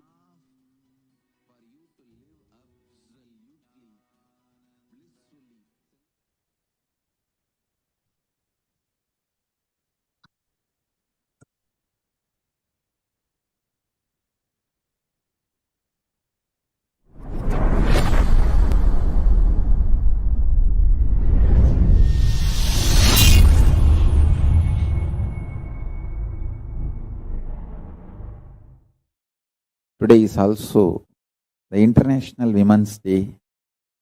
United Nations has given a theme for 2021 International Women's Day, Women in Leadership, Achieving an Equal Future in COVID-19 World. My message on this International Women's Day, understand, Hindu tradition empowers women. In Hinduism, feminism is not conquering men, it is strengthening the whole universe. In Hinduism, feminism is not all about fighting with men or conquering men or not even equivalent to men. Women have their own unique place.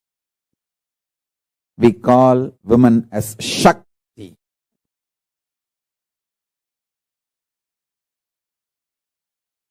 Parashakti, manifestations of Parashakti. Understand?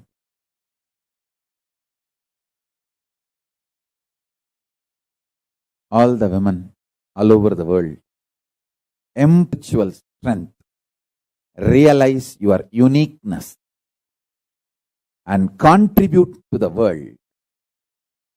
That is my message on this International Women's Day, and my blessings and support for all of you to achieve everything best in this universe, including enlightenment.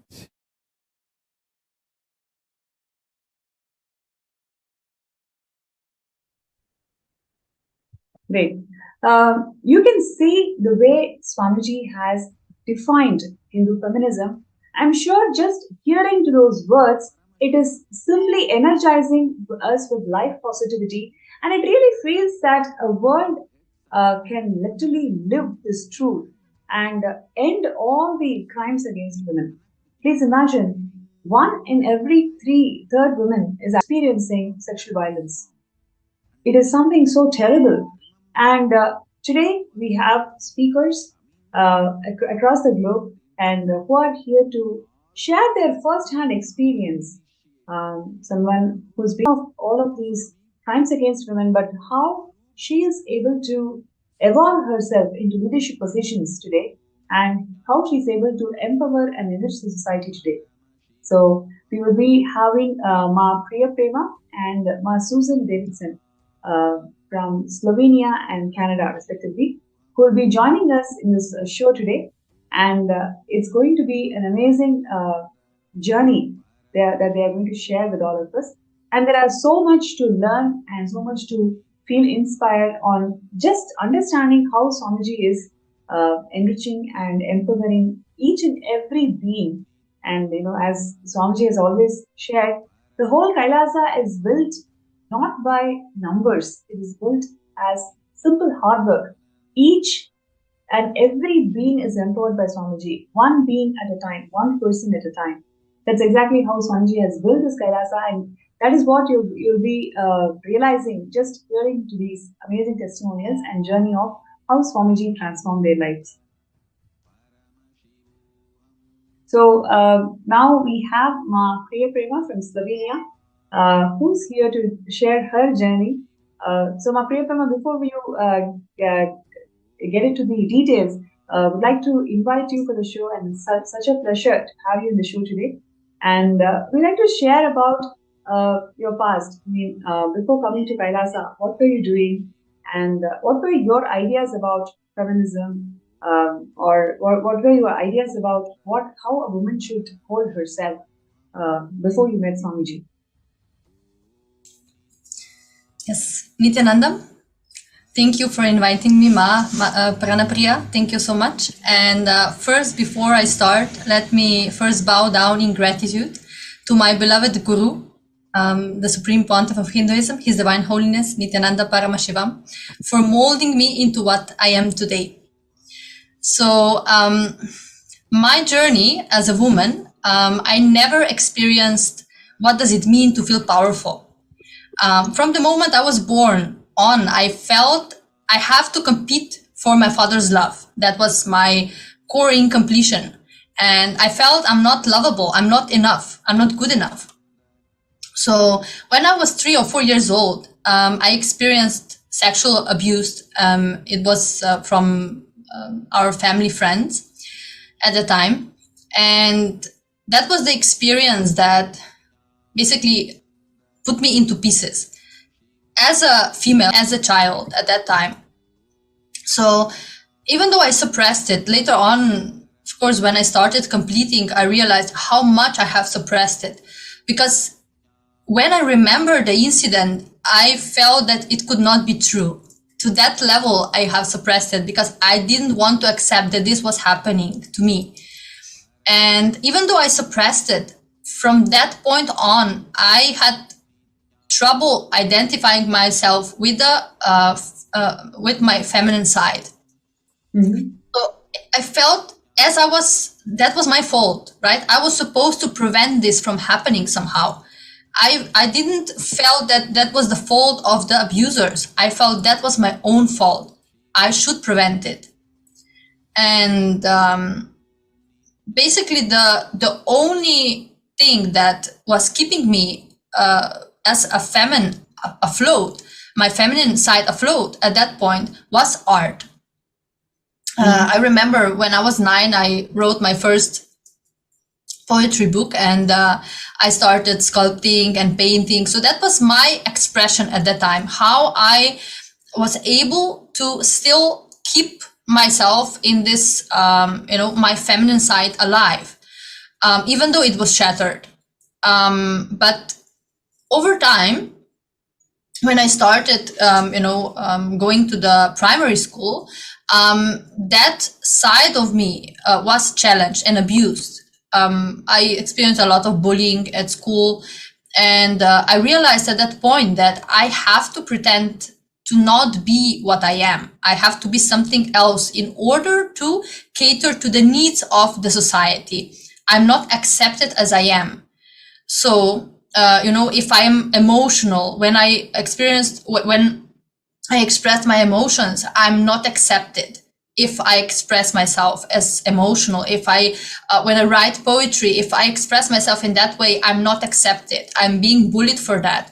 So my cognition at that point was, I need to hide my femininity. I had to, hide this part of me.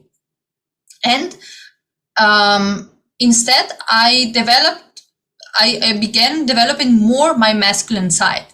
I started feeling I have to protect myself.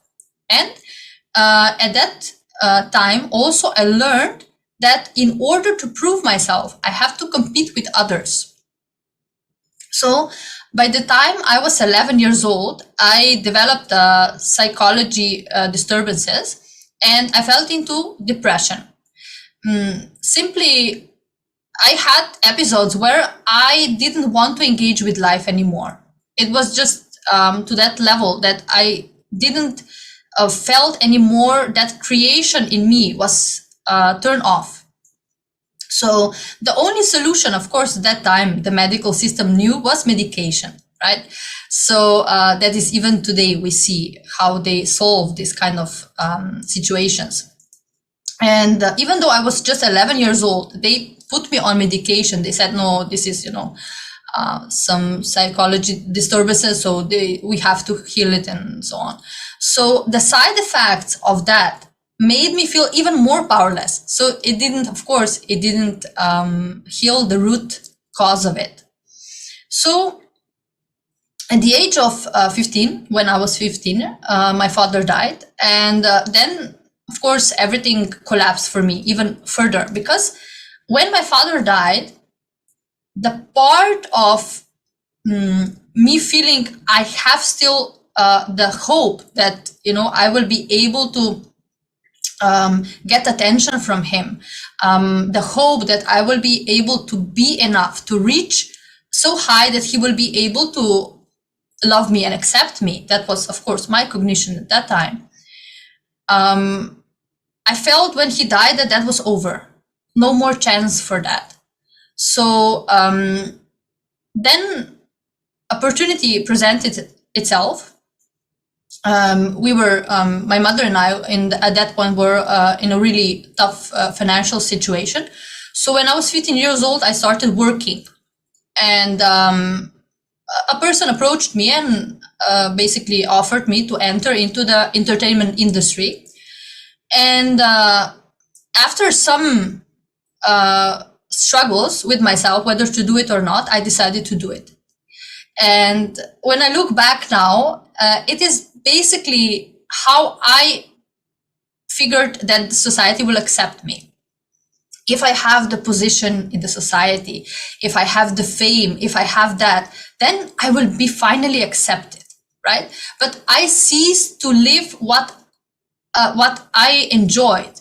I ceased to write. I didn't create anymore, because when I was creating, whether poems or paintings, I felt alive. I felt more complete, because I was getting in touch with my feminine side. But when I started entering into the entertainment industry, it was just the opposite, which is quite interesting, right? Because as a female in this industry, you are presenting yourself. You should be presenting yourself very feminine, but the femininity that they are expecting you to show, it is not the powerfulness of a female, right? Of a woman. It is basically just catering to some needs of the certain project that you are doing.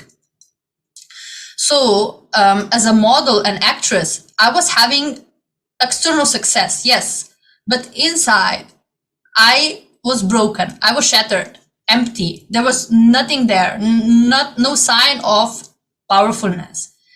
So constantly, day in and day out, I was trading my inauthenticity for attention. That was the bargain, right? I got attention, which I was always thirsty for. So there was never enough, because the root of it was different. So even after some years, when I started working on television and, I became the journalist, they didn't change, because in this world, we would say, okay, this is up the ladder, right? It's a higher position, but it didn't change my inner space. I was still feeling powerless. I was still feeling I'm not good enough, because that didn't empower me. My identity as a woman by then was already shattered. So that position, or no other position, could empower me. So when I was 19 years old, I decided to get married. And then I also decided to leave the industry and I opened my own company. So I become entrepreneur. And at that point, I didn't know anything about that, right? But I just felt that, now that I get married, I should be more stable. I should, become basically go out of this environment. So because I was a owner of a company, I had the position of a leader, but I didn't have the state of a leader. And at that time, I felt that this was one and the same. Of course, before I met Swamiji, that was one and the same for me. So because my sacred femininity was suppressed, I was not creating. Even though I had the company, I was working, all of that, but that was not creation. It was not that real creation from the power within.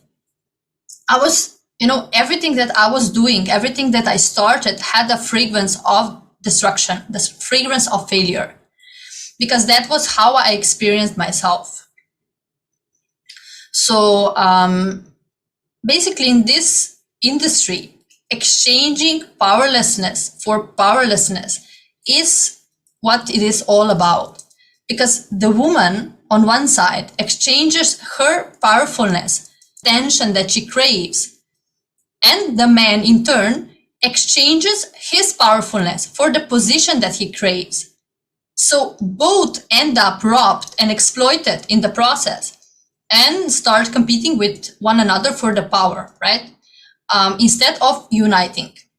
So that inner space that I had led me to a marriage that was abusive, because through the whole span of life, it was never about having a quality relationship. It was about me getting the confirmation that I am loved, that I am protected. So because that I was so desperate to get that, I ignored the warning signs, everything, and I allowed myself to be beaten and abused every single day of my marriage. And I remember myself at that time saying, not only thinking, also saying out loud, that God has abandoned me, that God does not enter into that house, because I felt like I'm not deserving anymore of God. Even though as a little girl, I every day I prayed without any words, because but every day I prayed to God and said, please show yourself to me, please come to me. That was my prayer every night. But after I got married,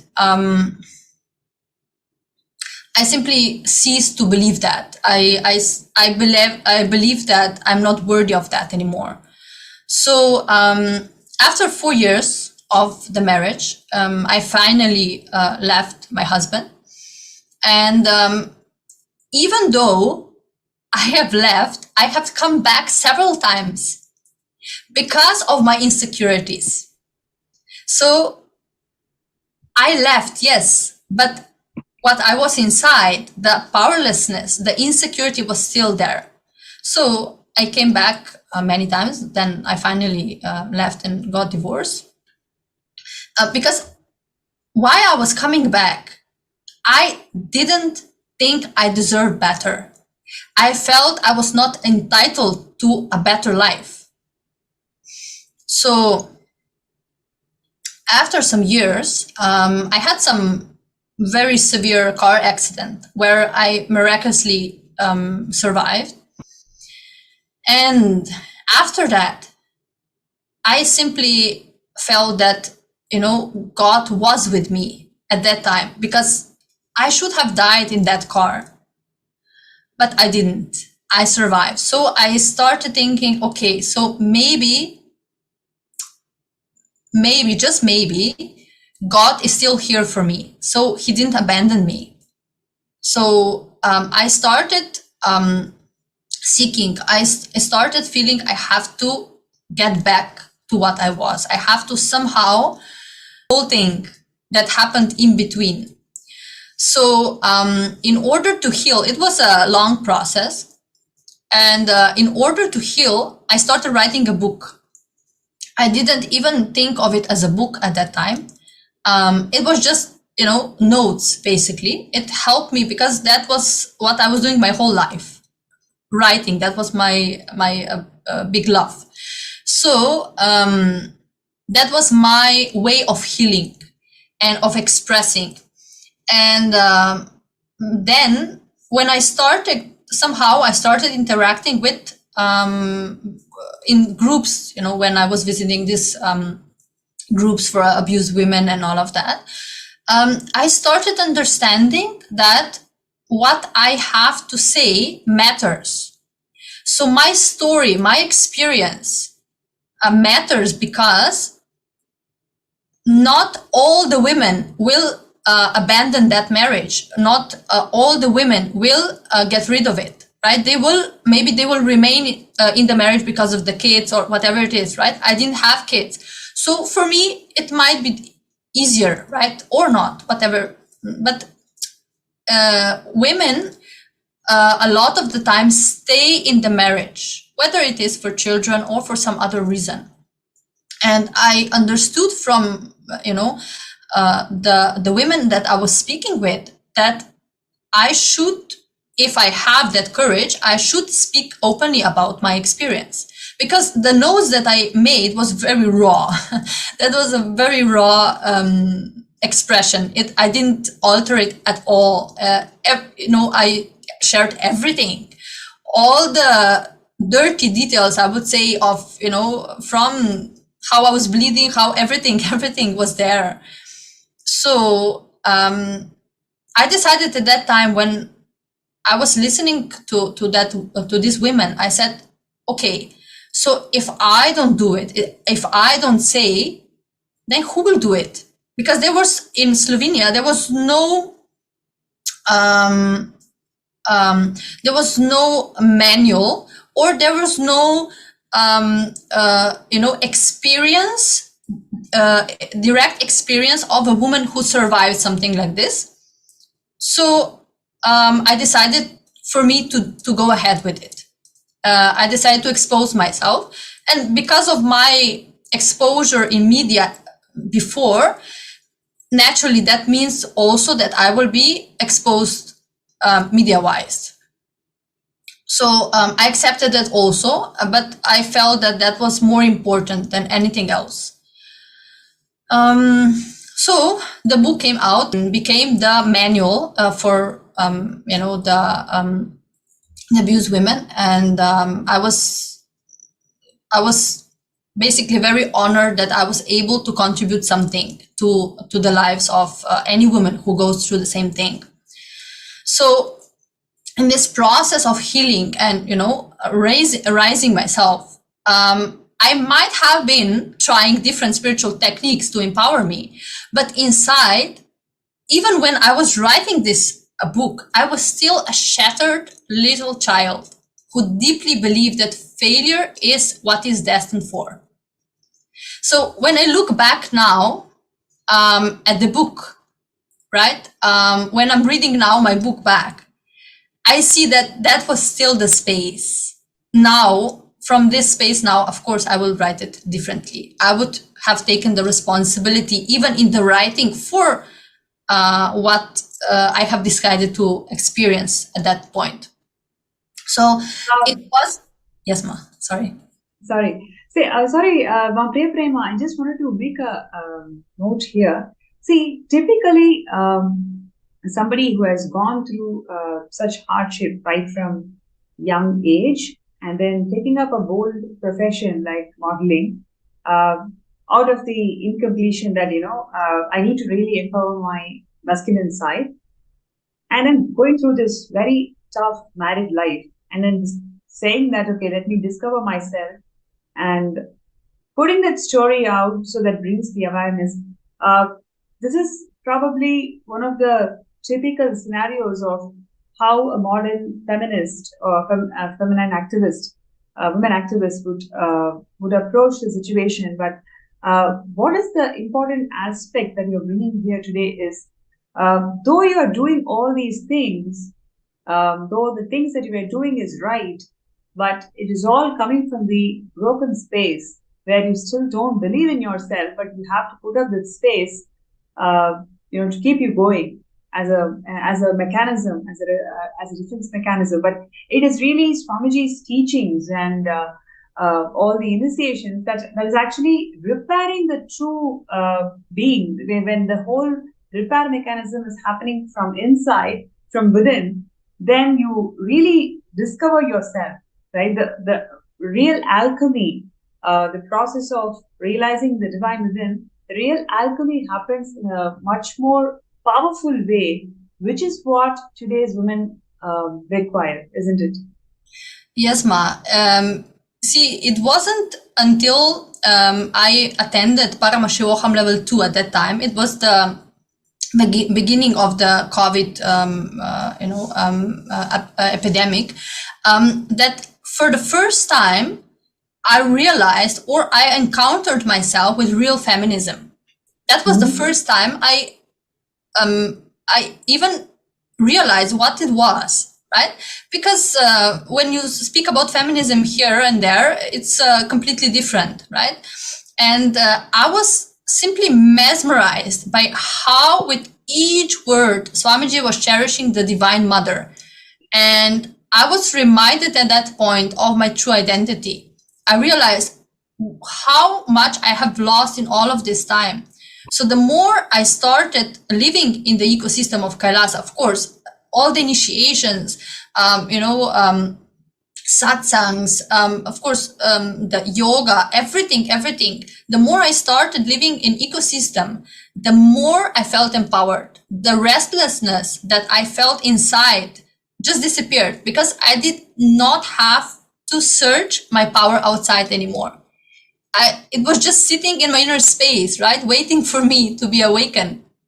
So, that was one breakthrough, and I still remember, the moments in this program where simply everything shattered. And I remember when I applied for the program, even before that, I was already connected with Swamiji, but I was just listening to satsangs, right? And Kalpataru program I did. But I remember still, I just woke up and I still remember the email that I got, and there it was in bolden letters, Swamiji's quote: "Once the program ends, you will not be there anymore. Only Paramashiva will be there." And I remember myself saying, that is what I want. I don't want to be what I am now. That is not what I want. That I don't feel connected to that. This is what I want. And Swamiji delivered that 100%, 1000%, more than that. So later on, when I became I became involved with, started volunteering for Kailasa, and later on, I got the blessing to become the coordinator for my country. That was the point where all the insecurities came out also, because the space of a leader was different from the position. That was the click that I still didn't got at that time. But through all the churning that Swamiji was doing, pulling everything out, but in the same time, so beautifully, exchanging the all that it was churning out with the leadership space. So I started at that point when I worked, when I worked and volunteered, and I started doing his work. I started to realize the value of one woman empowering the other instead of competing with one another, right? Because that is the world that I was coming from, competing with each other. So the ecosystem of Kailasa made me fall completely in love with my own femininity and rediscover it, because I didn't realize what it was before. And of course, heal from all the times where I allowed myself to be exploited.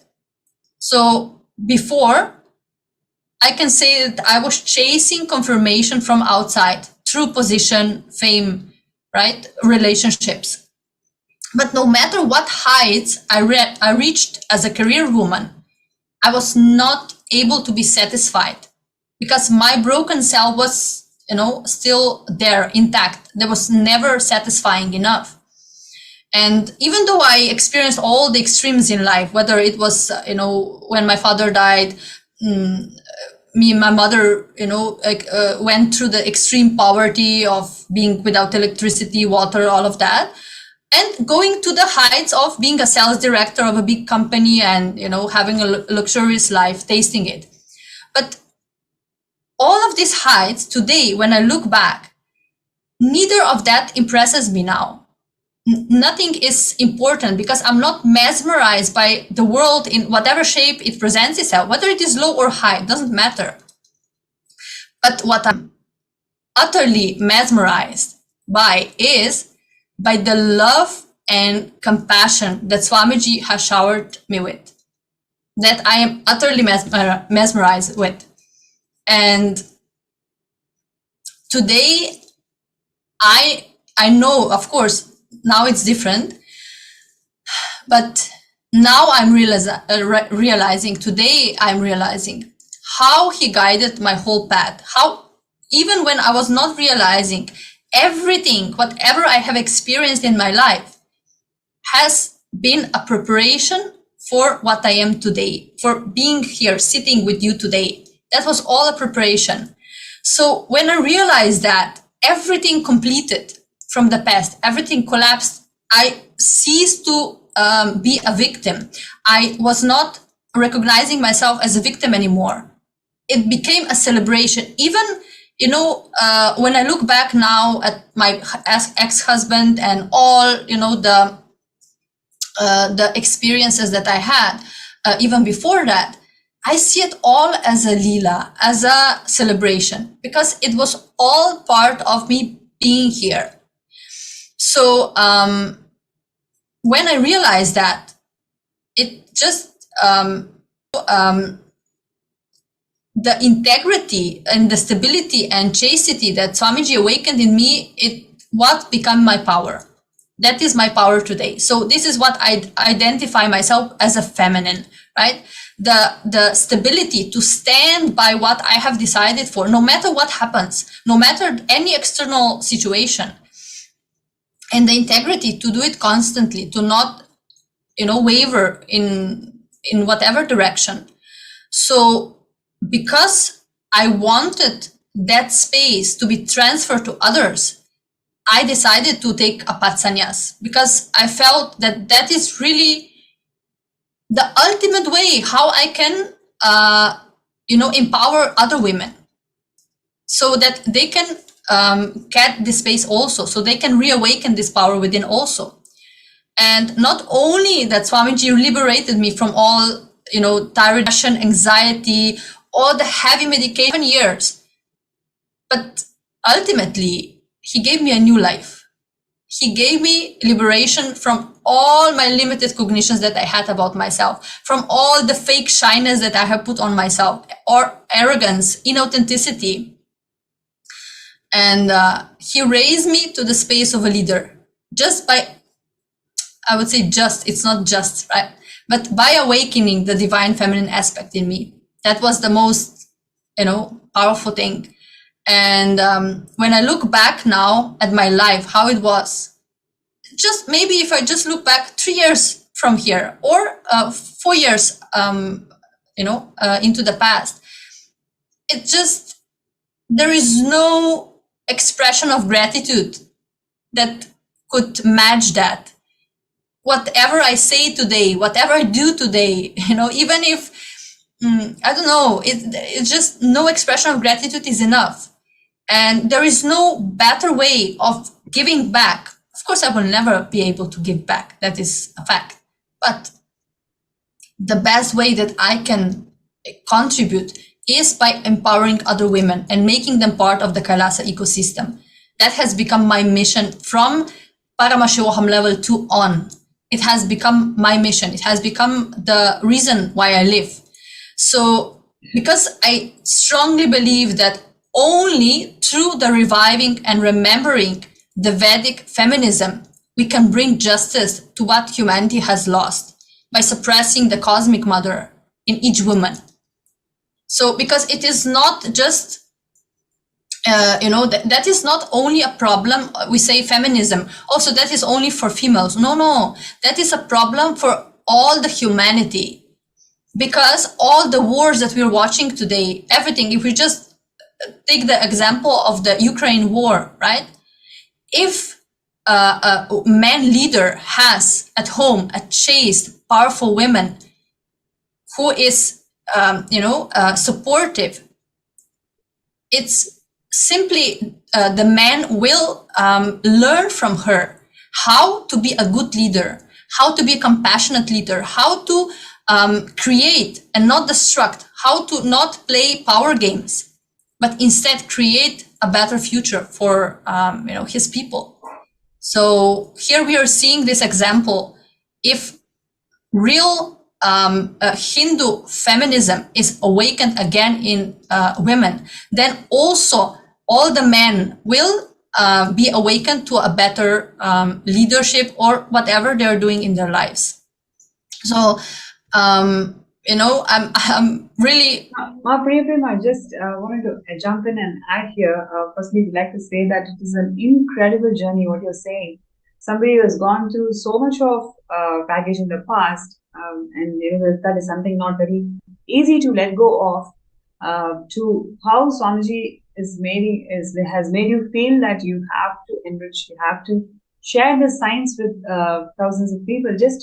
So you can see the amount of passion that you're having in terms of revival of this entire culture and the whole wing of Kailasa.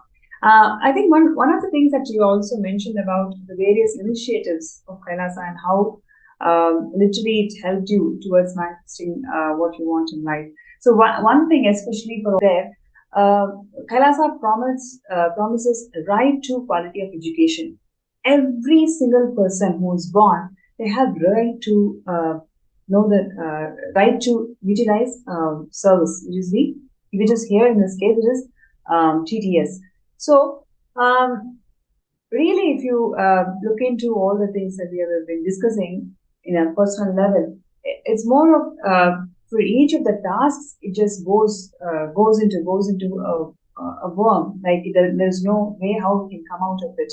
But Swamiji's initiations and Swamiji's Darshans and Swamiji, how he connects to Devi Parashakti, when he revealed all of that, we can literally see that 8 out of 10 verses, either they carry mistranslation or that translated version does not even exist. So this is how people exploited the Sanatana Dharma when we were discussing about it yesterday. And in terms of giving voice for this initiative of breaking violence against women in all the forms. In every single form, that there is this huge pain, and Swamiji's grace and blessings. We need to think about how do we come out of the situation and really live the way he wants. You can see here so many beautiful reminiscence of Ma Priyaprema, where she's receiving all these certificates from congressmen.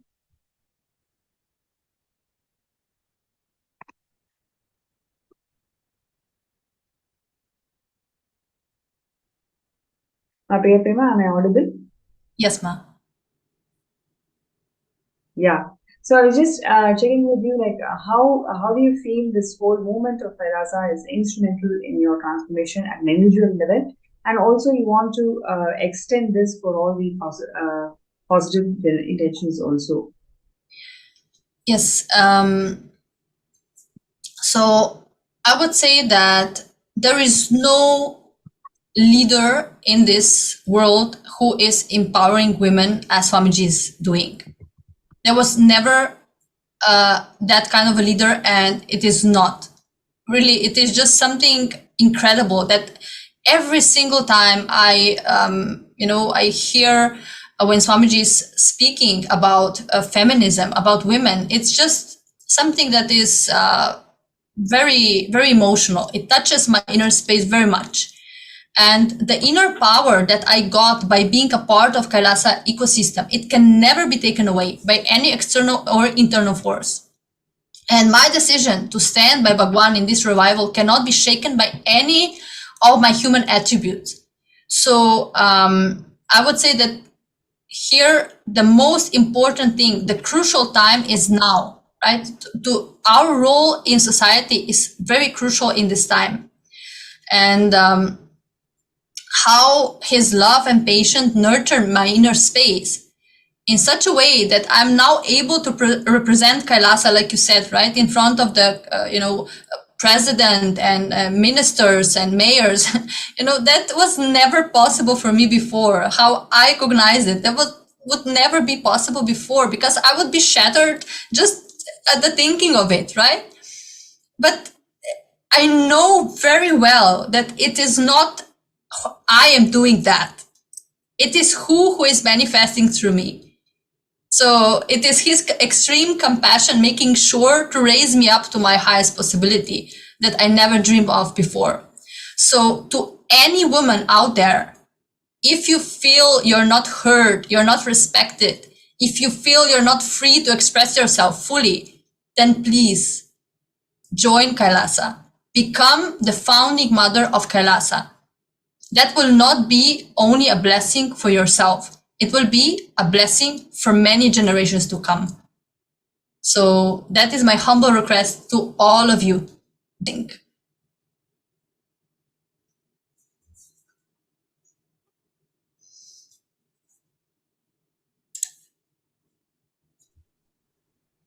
Yeah, I think that was a very powerful sharing, Priya Prema. Thank you so much for being open. I'm able to feel the intention behind this whole thing. Is all about there are so many men and women out there.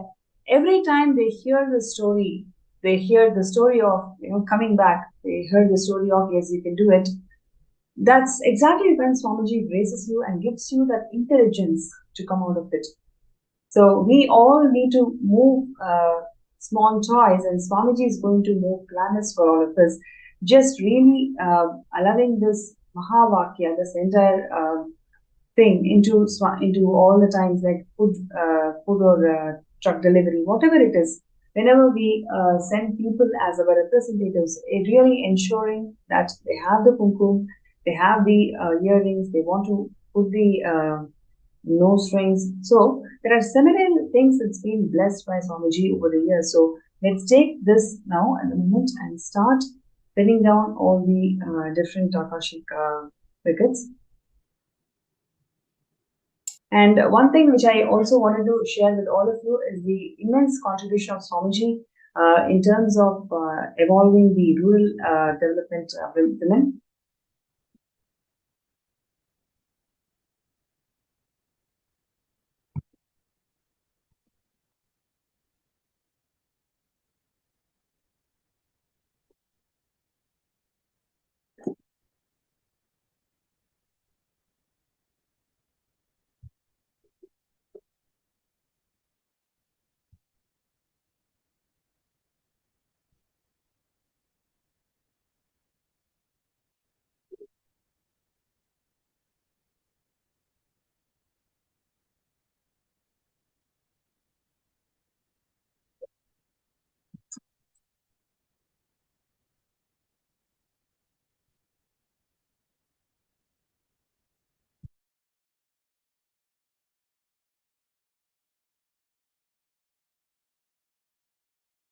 Yes, you can see this powerful expression of Hindu feminism when Ma Priya Prema was sharing, and she also touched upon the various initiatives that Swamiji has given to the world, whether it's in terms of education, right? So, how many of you know that 1 in 5 children, especially women, they don't have basic access to basic invitation to action. So therefore, we may have to really wait for a few days.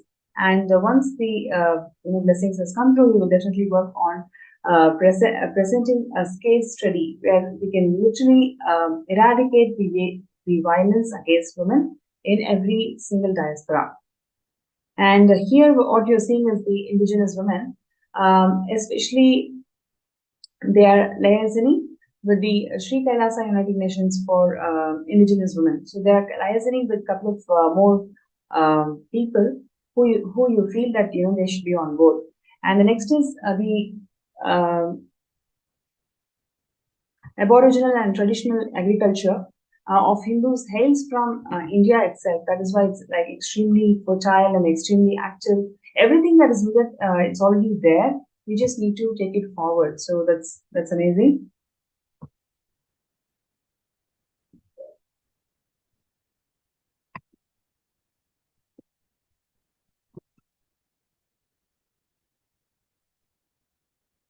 So while we wait for Ma Priya Prema's concluding remarks, it's my pleasure and honor to welcome Susan, Ma Susan, for this segment today. Thank you so much for joining. Thank you, Ma. Thank you for the invitation. Beautiful. Ma Susan, would you like to share about yourself, the brief journey of who you were and what were your ideas and how those ideas really matured after Swamiji opened this for the whole public? Sure. I've known Swamiji, 10 years now. So I can say my perception of myself, life, other people have completely transformed since I met Swamiji. And since we're talking about Hindu feminism, that was an issue growing up that was always close to my heart, because even as a young child, I always had this sense of social justice. Like I saw what wasn't right. I saw what was fair, what wasn't fair, but I didn't have the language. I didn't have the inner strength to really know what to do about it. So when I was growing up, and this is back in the 60s, so I'm really dating myself. It was a different time, but it was also a time where women were starting to have more of a voice. But as you mentioned earlier, feminism was often framed within a competition. It was a competition against men. It was like men were doing bad things and women were often, and even myself, I remember being like, my inner space was that of anger and frustration. And then I realized as I got older and a teenager, and then in my career, I knew a few women that were feminists. And there was one organization in particular, and it was like kind of a radical feminist organization. But I realized that there was a lot of anger. It was us against them. And then I observed that the women within this organization started having arguments and fights amongst themselves. And it was only when I was getting ready for today's presentation, and knowing Swamiji, I have a better understanding of what was going on.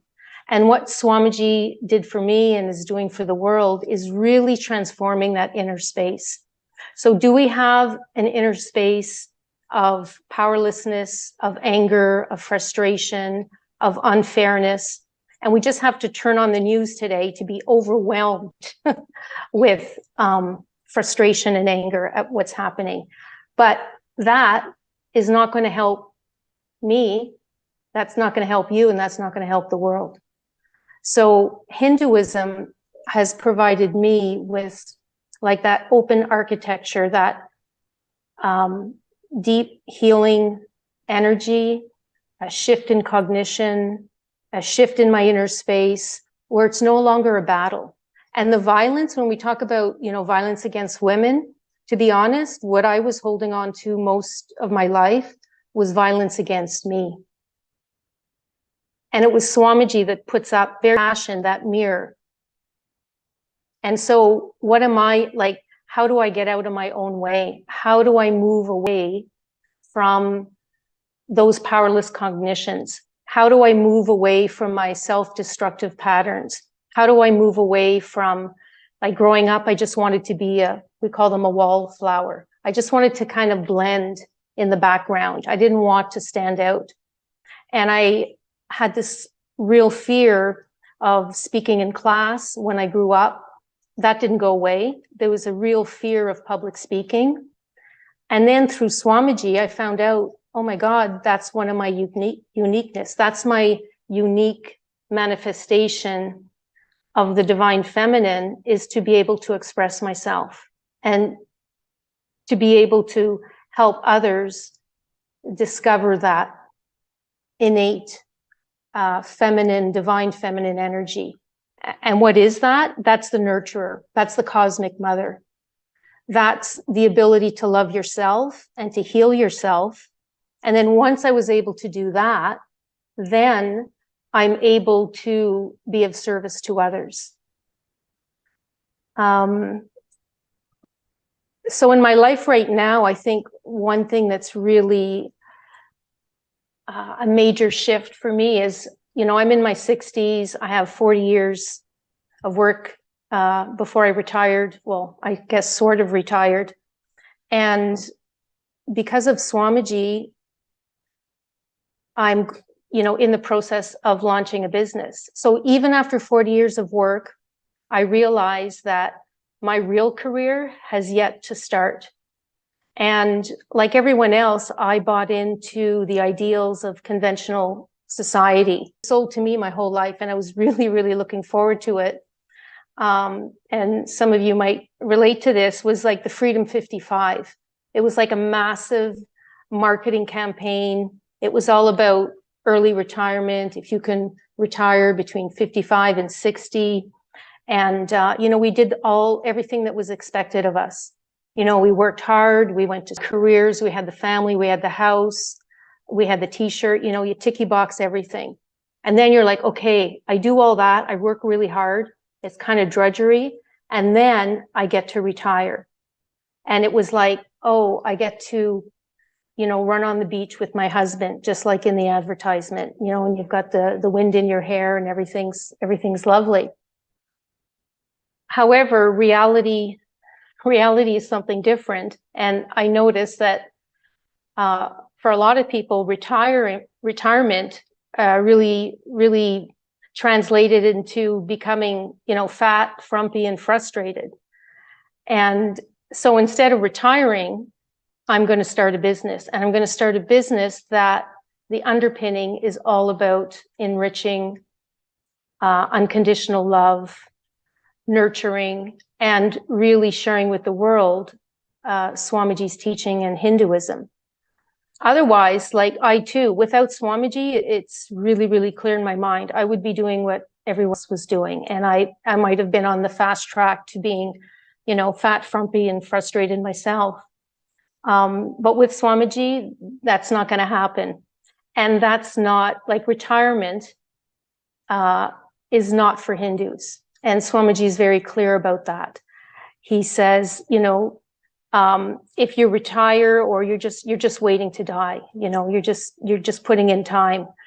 However, if you are open to enriching and internalizing that divine feminine energy, whatever you want is waiting for you, regardless of your age, whether you want to start a business at 20 or 40 or 60 or 70.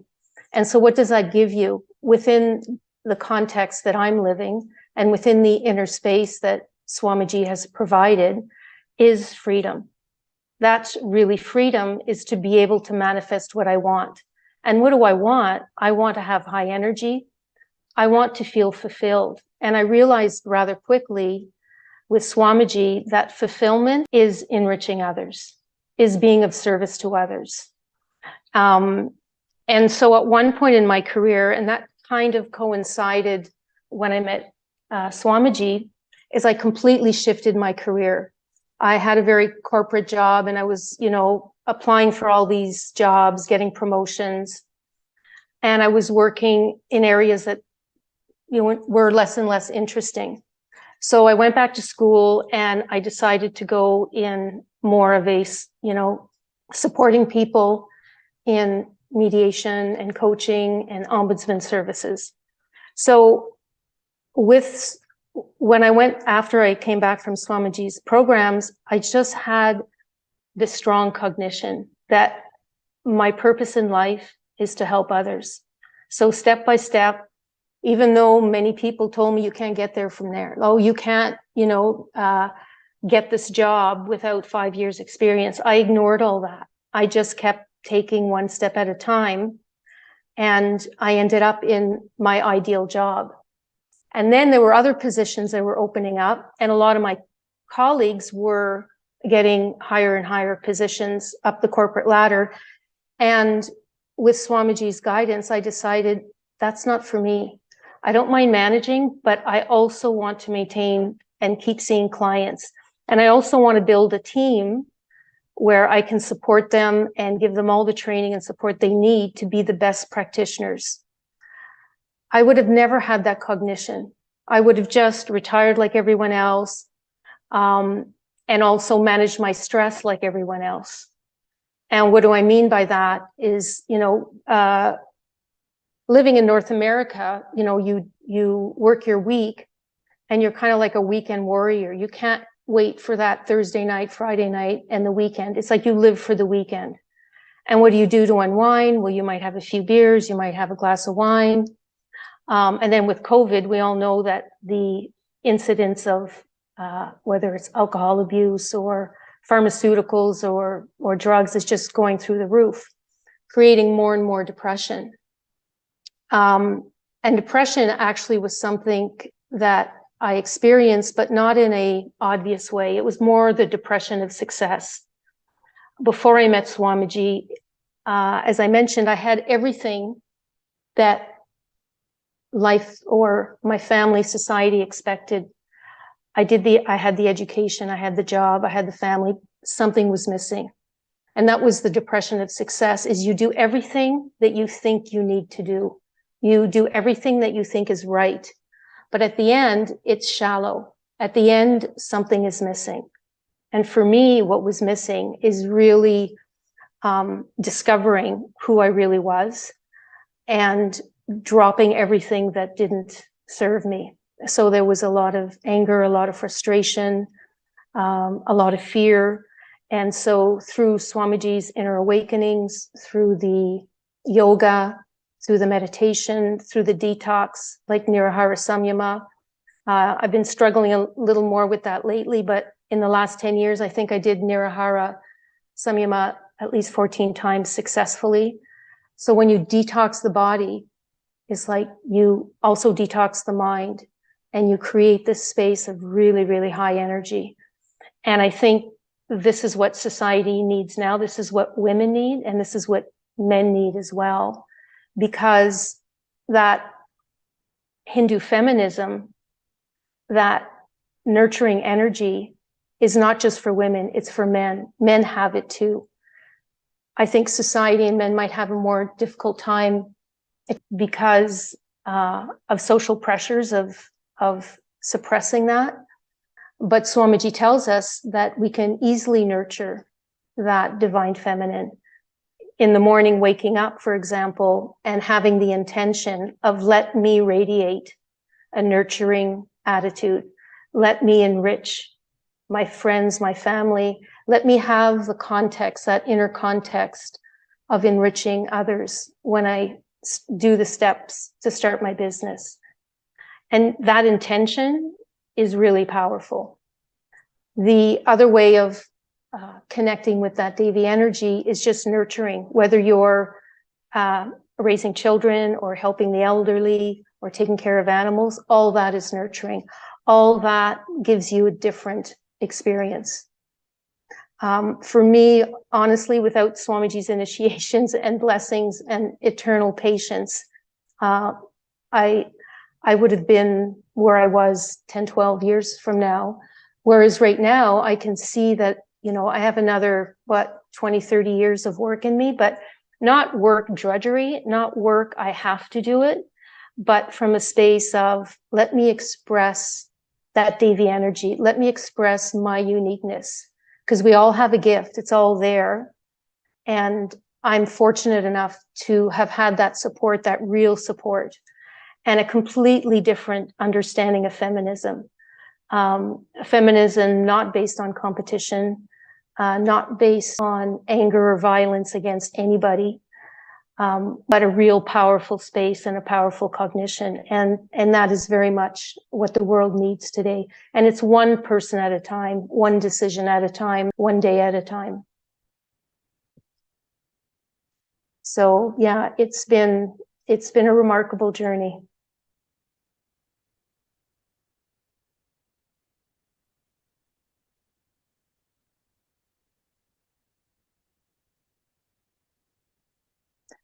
I can also add that through Swamiji, I talked about, changing my career. I also quite easily was able to change my lifestyle. And that is very much part of Hinduism.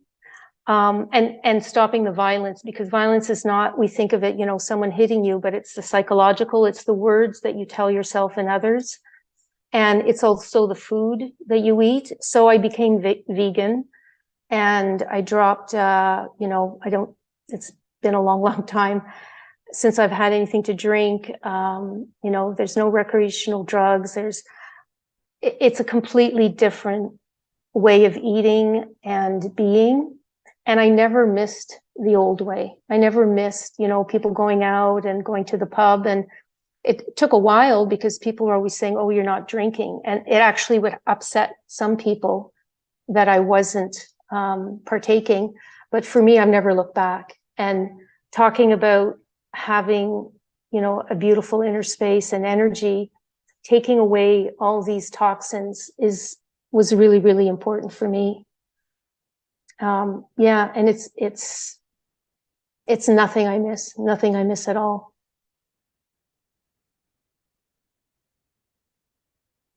So that, Hindu feminism has given me the inspiration to share Swamiji's gifts with others, because our true nature, like everyone's true nature, is to nurture, to love unconditionally, and to enrich. We just might not know it.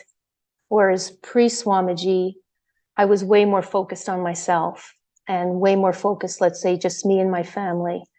And now I truly, truly do care about others. I care about strangers. I care about humanity in general, because we do all have something to share and something powerful. And, I mentioned earlier kind of, moving up the corporate ladder and the rat race. And one thing Swamiji said once, and it always made me laugh. He said, you can win the rat race, but at the end of the race, you're still a rat. I always thought that was like, okay, note to self. And door number one, like we can just keep doing what society is dishing out, or we can stop and reflect and say, I want something else. And I would say behind door number two is the really powerful science of Hinduism. Behind door number two is you have the ability to open that door to your true nature. And that true nature is the divine feminine energy that nurtures you, that loves you, that heals you. And then once you heal, then you could be of service to others. And throughout my career, I've met a lot of good people that have wanted to help others. Oh, I'd like to do some volunteer work overseas, or, I'd like to work with women or men, and unfortunately, a lot of them, it's just kind of a pipe dream. Why? Because they're too tired. Why? Because they're so dragged down by their own life, and the toll that society, they never actually get to live have a fulfilling life. And Swamiji has told us that's why people are so afraid of death, because as you get closer to death, you realize, oh my God, I didn't do what I wanted to do. There's something missing, and intuitively we all kind of, in the dark moment, or a moment of, reflection, it's like something's missing, something's not okay. And Swamiji provides all that, whether it's like, especially now with all the online programs, with yoga, with detox, there's something for everyone, because everyone, men and women, have that, I think, birthright to manifest their true potential and to feel that Kundalini awakening, to feel experientially a really strong, to actually like yourself, like truly like yourself, not just a Facebook post where everything looks good, like to truly love yourself and then to be able to share that with others. So in a nutshell, that's been my experience. That's wonderful, Ma. See, one quote that Swamiji shares is very stood up for me, which is, he says, woman is emotion and her very breathing is power, right? So it's such a powerful statement. Every time I remember that, I feel empowered. And by this, I feel we are all being reminded of the ordinary potential that we have to bring stability to the world, right? Because we are sharing here our own experiences. But in reality, every single woman has an experience like that, for sure. And if each one of us stands for Hinduism, stands for the revival of this science, because it's a science, right? Everything that that Swamiji gives, whether it is puja, whether it is, yoga, panchakriya, whatever it is, everything is, a science. So for me, how my body transformed, how everything, single aspect in my life transformed through all of these practices. And this is something that has been taken from humanity. I feel that we have the responsibility to bring this back, to stand. I think it has really come the time to stand for the Sanatana Hindu Dharma and really make sure that each woman gets empowered to stand for herself. Because sometimes I feel, when we are attending programs, right, like Paramashivam, Paramashivam for 21 days, right?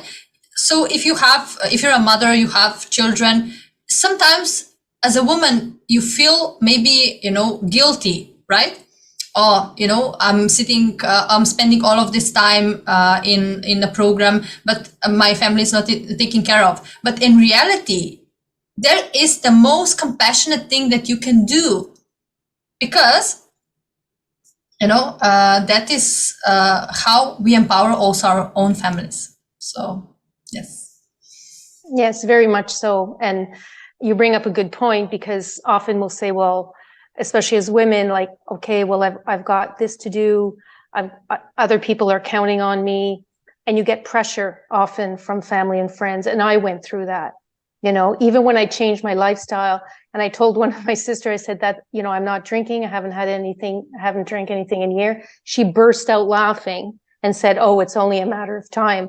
Like, she had no idea of my commitment, or once you don't have that in your system, it's like, I don't want that ever, and so it's the enriching your family. And now no one thinks twice. Or if I say, oh, I'm doing a program, they get it, and there's, for myself, Swamiji will come in and help.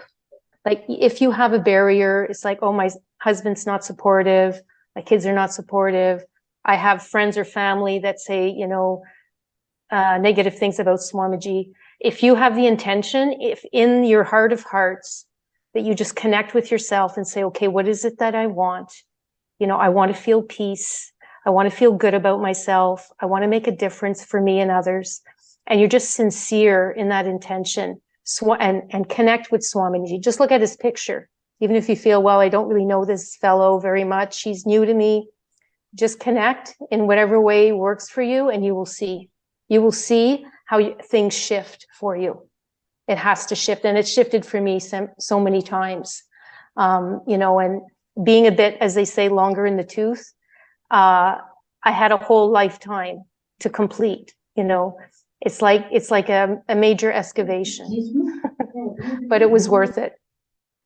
It was very, very fulfilling. And yes, definitely Hinduism is the way of the future. Why? Because it has something for everybody, and it's based on experience, and it's based on real healing. And as we say, the proof's in the pudding from everyone that's benefited from Swamiji and Hinduism.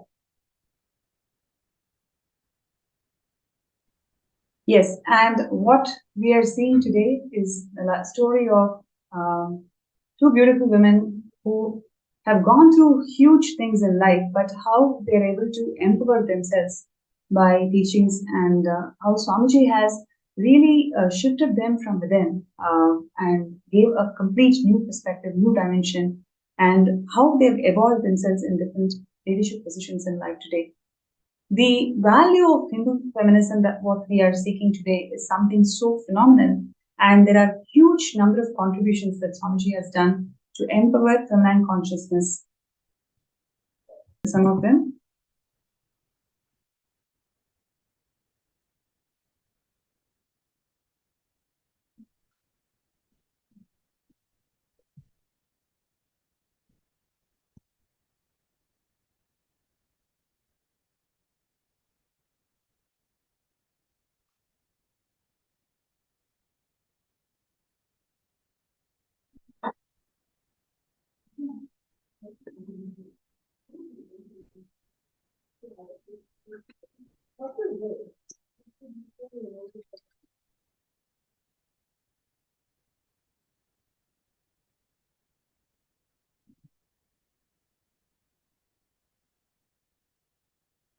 Yes, so there were several women empowered camps that were conducted by Swamiji over the years, and especially to empower all the rural women in. And what you're seeing here is the courtyard sessions where the Balasans, female Balasans, are empowered to empowered and initiated to manifest the powers.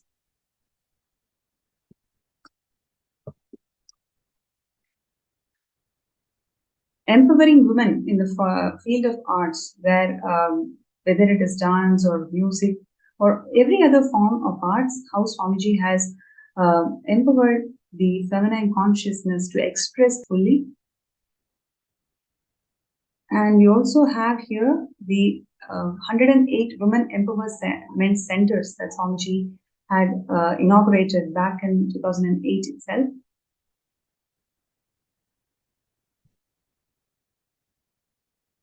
Yes, what you're seeing here are the pictures from 2009 Women Empowerment Centers. And these are all the various programs that Swamiji conducted, and where the rural women, especially, they were benefited by this cause.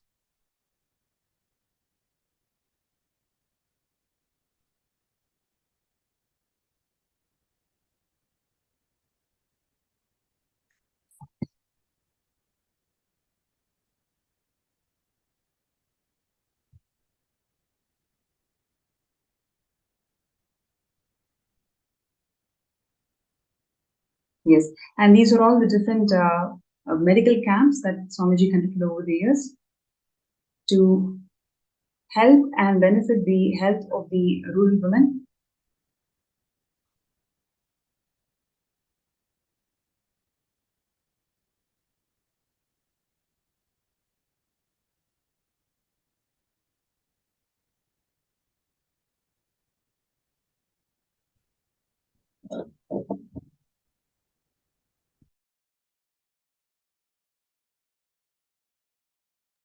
Once again, these are all the various programs that Swamiji has conducted over the years to empower women to their full potential, whether it is in terms of spiritual counseling or helping them in their livelihood, advancing arts, especially the Hindu art forms.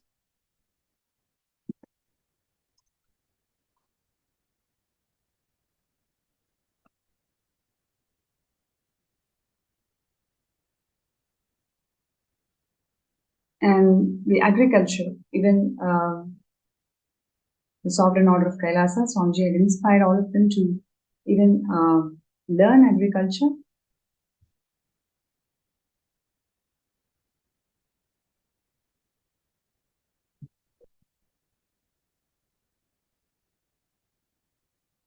And the Kailasa temples worldwide has empowered the women to perform the temple rituals. This is probably the Vedic temple where for the first time the women are empowered to perform temples, Hindu rituals by themselves.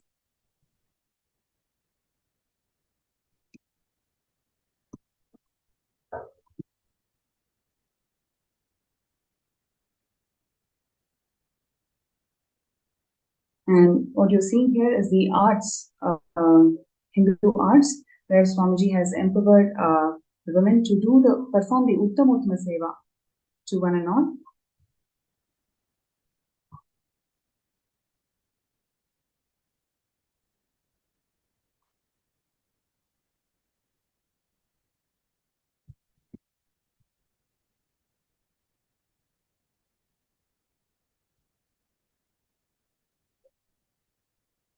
Now, to accomplish this goal of robust, sustainable, balanced, and inclusive growth in society, what Swamiji is doing is incredible contributions by reviving the true spirit of Hindu feminism. What we saw today, whether it is Ma Priya Prema or Susan's journey, has been so touching, so many lives today. It's mainly because how they have come out to express what they've gone through in lives and how there is solution for everything. And like what Swamiji has many times shared with all of us, Hinduism has solutions for every single problem out there, especially whatever the world is facing. And all we need to do is revive Hinduism, revive all the techniques and methodologies that Swamiji is sharing from Hinduism, share it with the world, and that is exactly what Kailasa's various agencies and the various international humanitarian agencies, Kailasa's various educational platforms, everything is doing, everything is sharing this science of Hindu feminism and the knowledge repositories that Hinduism has got to overcome every single life problem that we are facing. And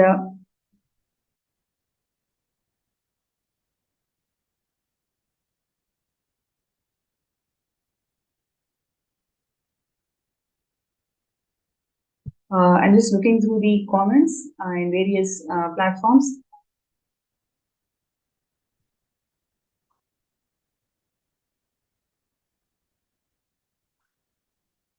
Right. So Nathan Porter is sharing that may Shiva return to earth, incarnate with all the powers and majesty. Is true to what you're saying. That's what Swamiji has incarnated, and he's reviving this whole Sanatana Hindu Dharma to its original glory. And yes, so the revival of Sanatana Hindu Dharma is what is happening through the Sarvanya Pita. Every day we've been sharing about various aspects of Sarvanyapita. One aspect of Sarvanyapita, what we have seen in today's sharing, is all about the revival of the divine feminine consciousness, the revival of Hindu feminism. When it is revived, what is the impact that it can create in society through a variety of projects and initiatives, and how it impacts an individual, how it impacts an individual in the community, and how it impacts. So the revival of Yogini Sarvanyapita that Swamiji has done over the years is all about making this process of power manifestation in a most powerful way, where women can express the extraordinary powers of Paramashivam, and at the same time they are able to express themselves in all the various dimensions which they have not explored before. So this level of in-depth revival and empowerment of feminine consciousness has never happened before, and that is exactly what Swamiji is doing. And every single wing, every single aspect of Sarvanyapita is all there to address these issues, address the global issues, and finding the right Hindu solutions. So I request everybody out there to take some time to file your intentions. You can file your intentions, post your intentions in sksjp.org/contribute. And would like to really thank Ma Priya Prema and Ma Susan Davidson from the bottom of my heart to grace the show with such powerful sharings. I'm sure there are so many people out there who are truly benefited by what you shared today. Thank you so much, Ma, for inviting. Thank you. So, Thank you. Now back to the Sarvanyapita.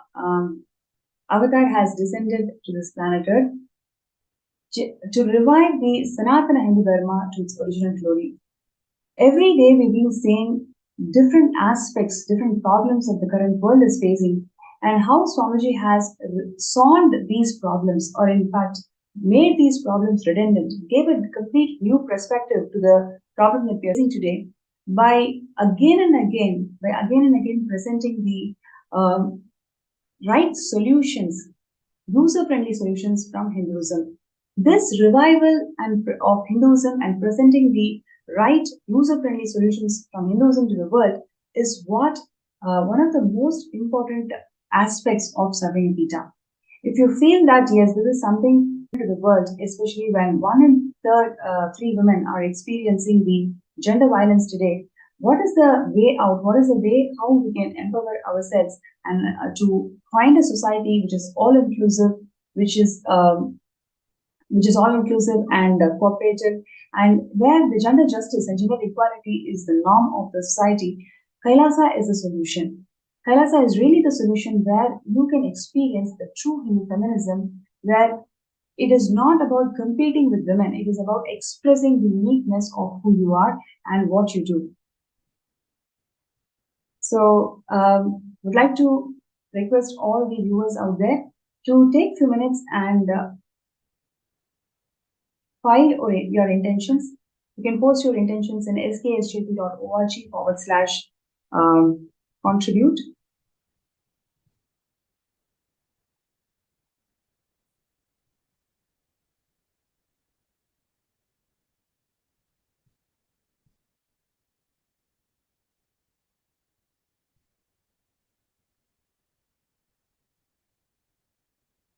Yes, let's take a few minutes to post our intentions. To post our intentions in sksjp.org/contribute.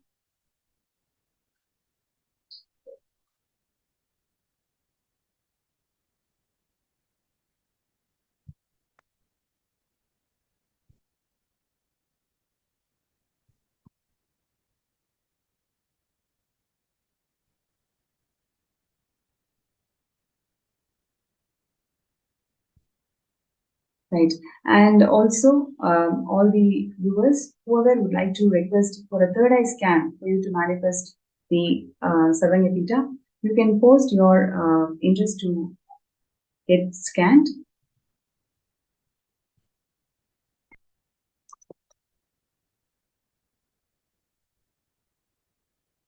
So everybody who's interested to get your third eye scanned, to move the obstacles, whatever is the obstacle to manifest Sarvanyapita, you can post that and we will.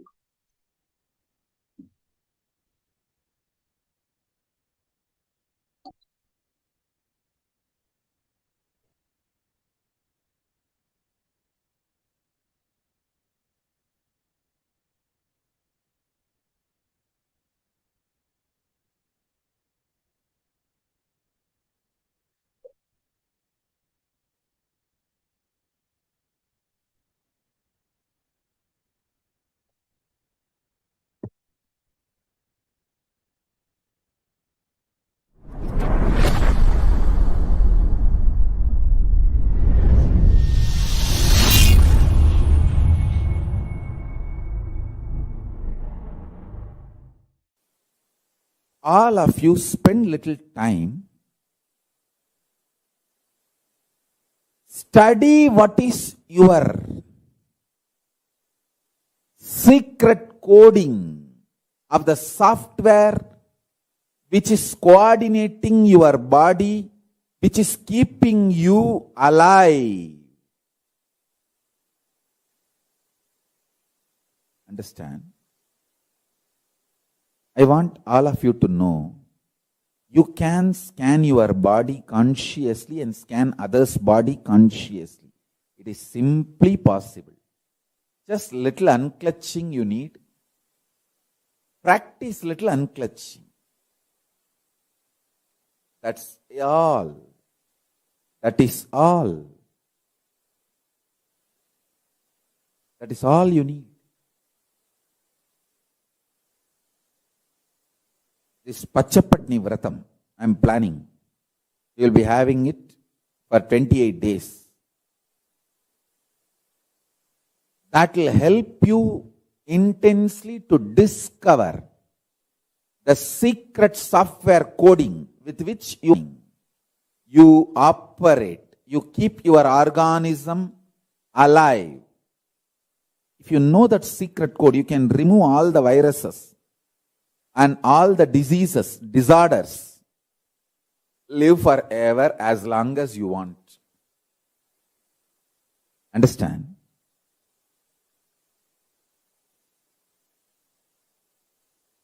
I want all of you to know, listen carefully. Genetically itself, Hindu women carry this knowledge. This knowledge is in the DNA of Hindu women.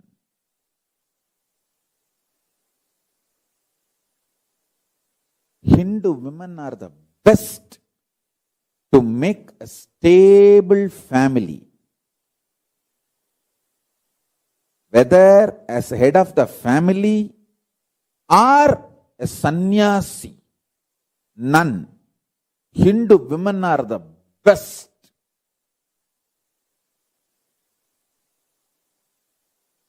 In the whole world.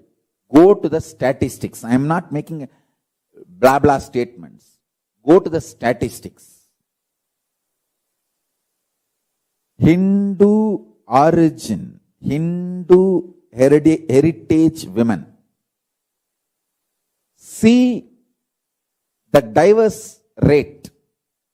Compare it with the women from other civilization. Hindu women are the most stable family heads. Whether in business, running a family, professional success, even as nuns. The terrorists who are trying to destroy Hinduism, they steal Hindu women because they know Hindu women make best family. They make the best family head. It's not something recently. For last 1,000 years, our women are stolen. That is why our women decide to jump into fire the moment they feel that they will be stolen by the terrorists and invaders. They commit sati. If they know that they are going to be stolen by terrorists and invaders. Same way, just the core part of the Christian nuns is Hindu women converted. Go and study. Then you will understand what I am saying is true. Only in India, 75,000 nuns. From where they are coming? From Hindu civilization, converted. They form the core, backbone of Christian conversion mechanism. The missionary mechanism. Whether as a grihastha or as professional or as nun, Hindu women are the best.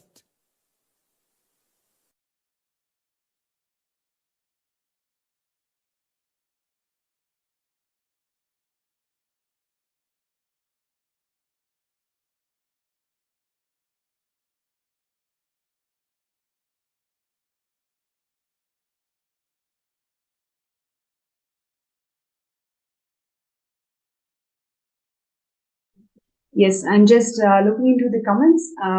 Whoever is talking about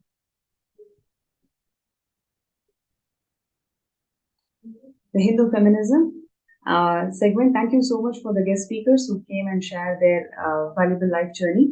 And now let us go to the power manifestation session where I'm going to scan people, whoever is feeling stuck in manifesting SJP. So Hiranmayi has asked for a scan, Nithyananda.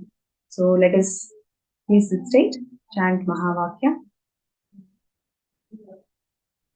Om Nithyananda Paramo Om Nithyananda Paramashivam Om Nithyananda Paramashivam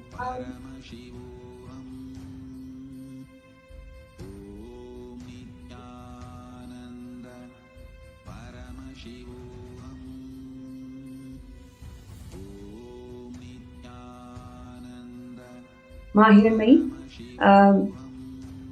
one thing what Swamiji is showing is pick up 3 things in your life which you have deliberately given up, deliberately decided that this is not for you, it's very difficult and I don't think I can succeed. So pick up 3 things in your life which you have deliberately given up, and today take a sankalpa that you are not going to give up, you will actually take one step towards it. The moment you start taking one step towards it, you will see whatever is right now stuck towards your manifestation for SJP, you will simply move on. Swamiji's grace and blessings, it will simply happen. So write down 3 things in your life where you have given up deliberately because of some impossibility that you cherish.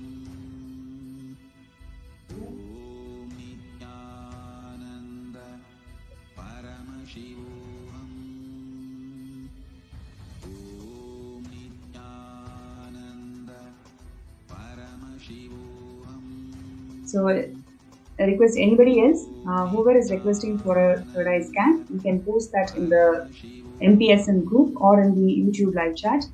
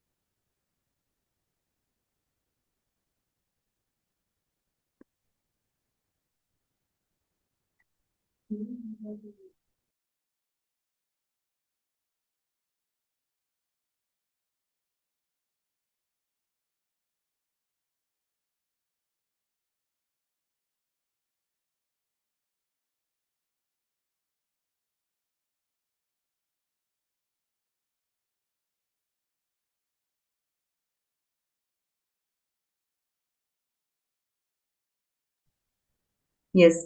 So with this, we come to the end of this session, and we will get ready for the Darshan, the Bhava Samadhi Darshan of the Supreme Pontiff of Hinduism, Bhagavan Nithyananda Paramashivam, manifesting as the Samhara Murthis. So requesting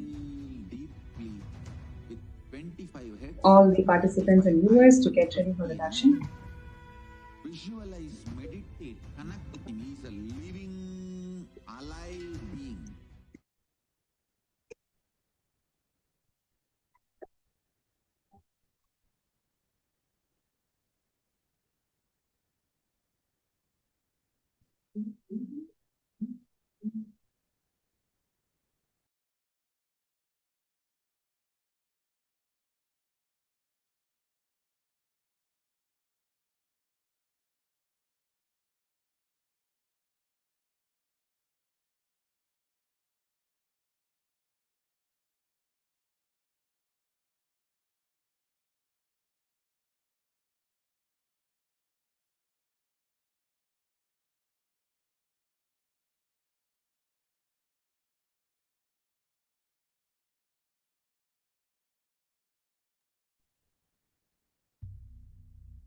Nityanandam. We had such a beautiful sharing by Manitya Priya Premananda and Ma Suzanne Davidson. Many of us um, from different walks of life listening to this would have encountered similar crises and situations in your life, right?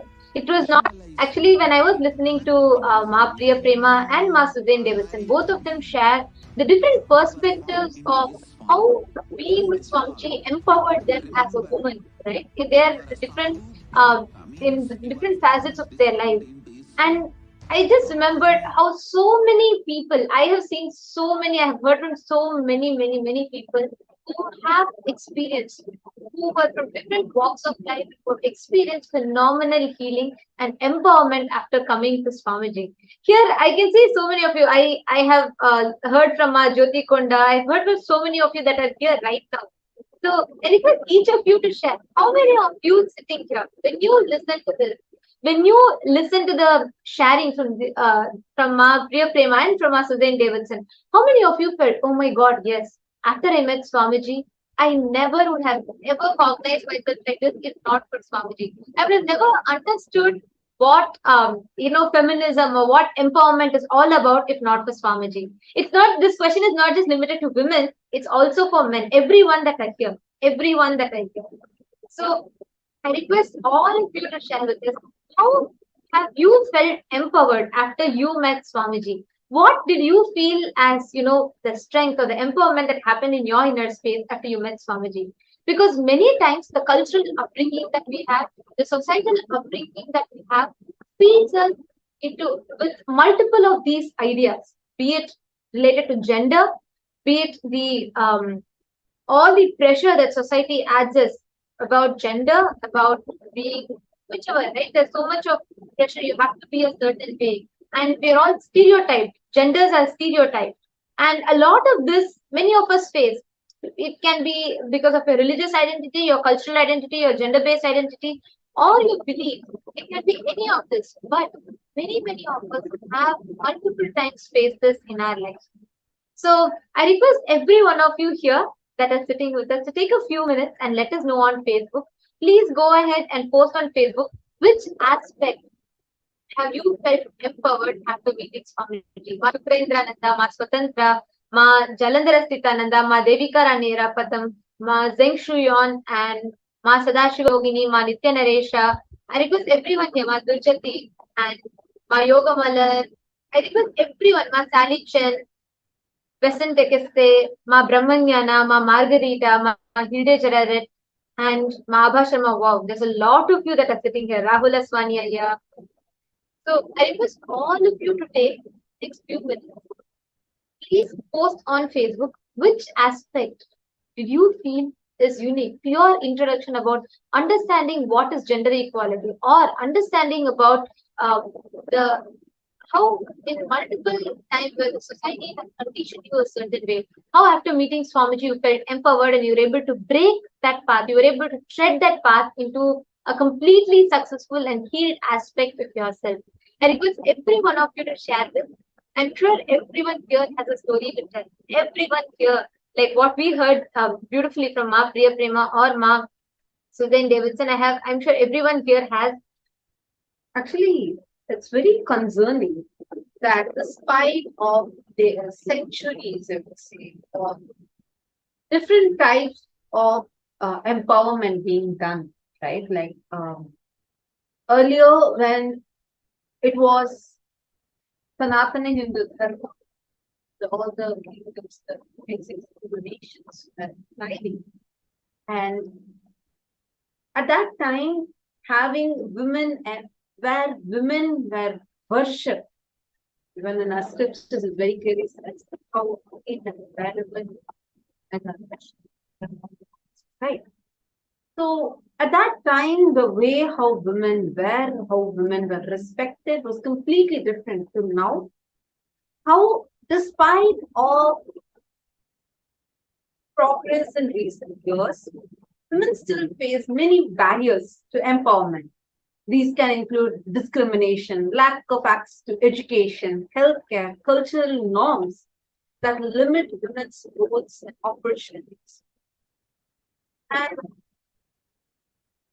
if you actually go into the root of this whole thing, it starts from the fundamental cognitions that we carry about ourselves, that we carry about women, the cognitions that we carry, how we hold ourselves, how we hold others, and what society teaches us to believe.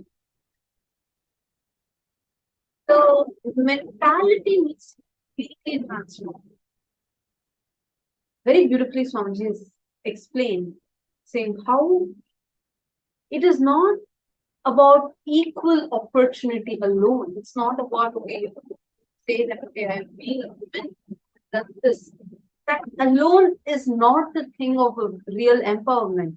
It is about you discovering your ultimate power, awakening that divine feminine consciousness in you, and from within being empowered.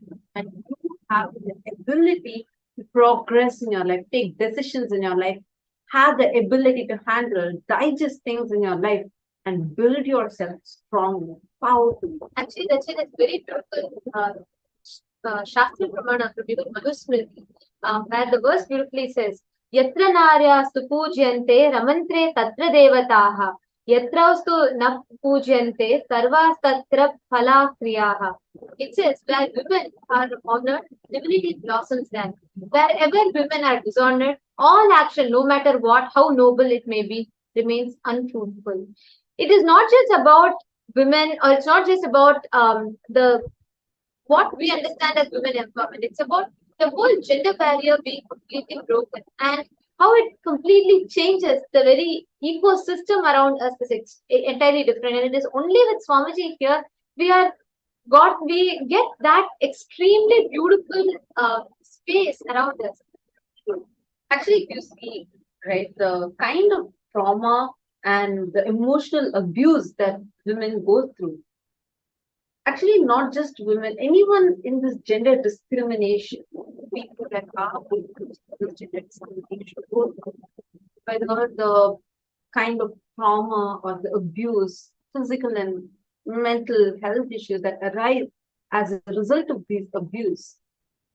The survivors of these victims, that survivors of these kind of abuses are not like they try to only come out of it, they try to cope up with it. There are many rehabilitation centers that are there that help. But what Swamiji is doing is something phenomenal, because Swamiji is addressing the very root of the issue and changing the very perspective. Today in Kailasa, 80% of leaders are women. In Kailasa, all of us know, we've been, like many of us here, I would say most of us here have been with Swamiji for more than 5 years, 6 years minimum, right? And all of us have seen how Swamiji, the kind of cognitions, be it starting from worshipping Devi Para Shakti, the ultimate divine cosmic mother, bringing in mother worship, or the stance Swamiji has about the 11 genders and the empowerment Swamiji gives about gender equality, and 80% of leaders in Kailasa are women. This kind of initiatives that Swamiji has taken. Ma Pranapriya also showed us a lot of pictures which showed the different other initiatives helping rural women, helping the indigenous tribal women, and giving them economic support, emotional support, spiritual support, so that they can build their lives and come out of all the social norms that have been instilled on them, which is restricting, which is stopping this, making them be bound within themselves. Despite of all of it, there are so many women that are able to come out of all of these, breaking barriers, and are able to really so beautifully. Manika Premananda was sharing how, despite of whatever she had gone through, how it was Swamiji who healed her from all of that and showed her the possibility of a life where there need not be any abuse.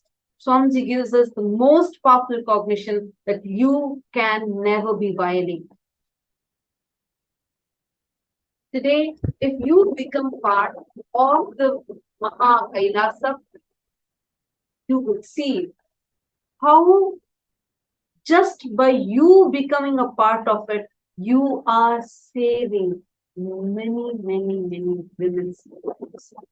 They had one, I think, just how they, one was from a totally different perspective of how even after retirement, she felt she still has a possibility in her life because of the fundamental cognition as the human being is a seed and is a possibility. And we also heard from Priya Prema how she shared what people think society thinks being a model, being a star celebrity, is that bling life is the most successful life. But she shared what actually happened to her, what are the different things she faced, and how it was because of how she is feeling empowered from within. Now, if you're watching this and if you feel that you want to take a step, be a part of this great revival that Swamiji is doing, and transformation that Swamiji is bringing into all of our mental systems, helping women to actually break through these barriers, then become part of Mahavira. Your support, your step to become a part of this will make you be a part of this most auspicious initiative of empowering women. And Real if empowerment. you will even empower you, allowing that space of experience, highest consciousness of yourself. So now, yes, and okay, there are many of you who have posted your comments. Priya Yogini and Nithyananda said what the monks shared just now was particularly great and shocking. Suddenly feel that women have been invisible violence, and violence is everywhere. And Madhevika and has posted. Definitely, I'm feeling empowered. So much healing has happened.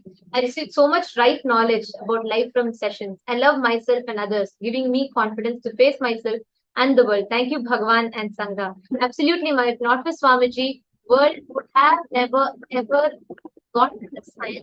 It is not just to do with us, our identity as women, or just gender limited.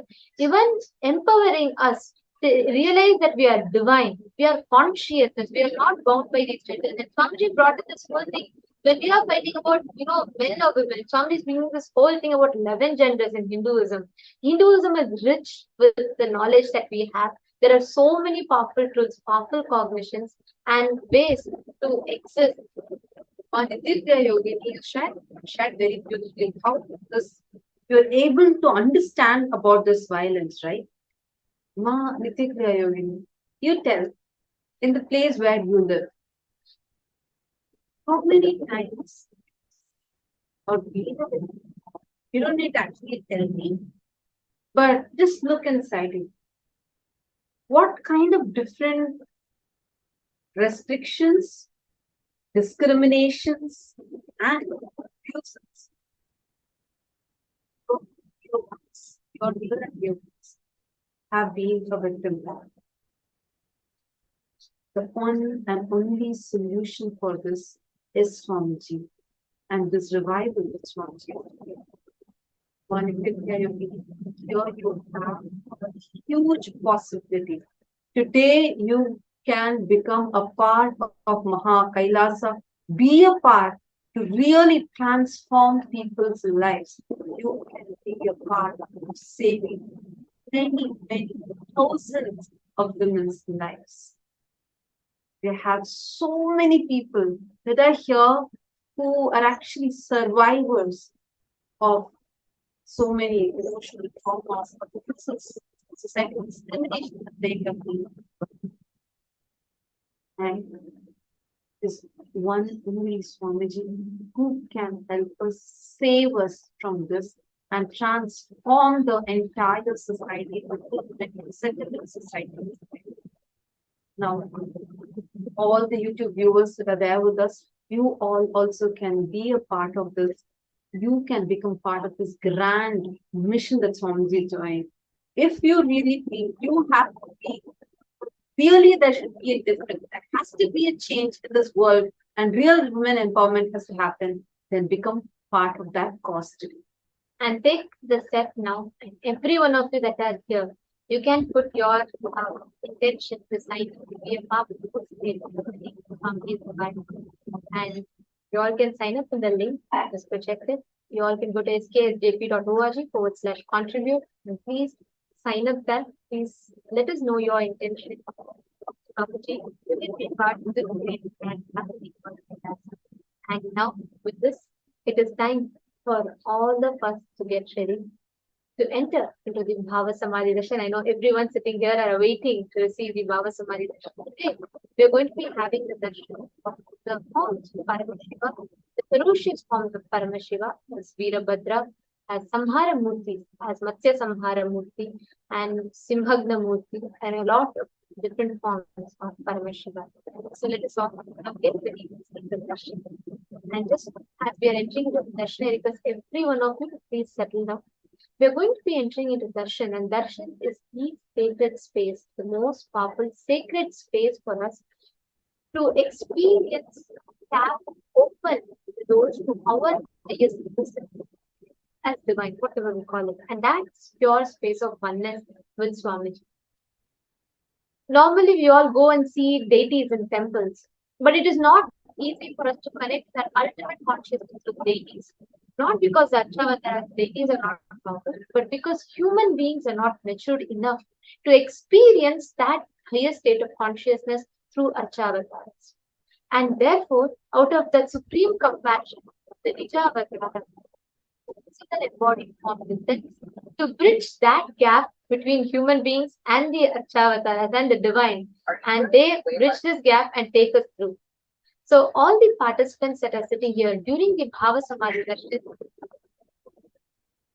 we are all going to be experiencing this same space where Nijavatara of Paramashiva, the Supreme Pontiff of Hindu, is going to literally bridge us from being human to becoming God. Right?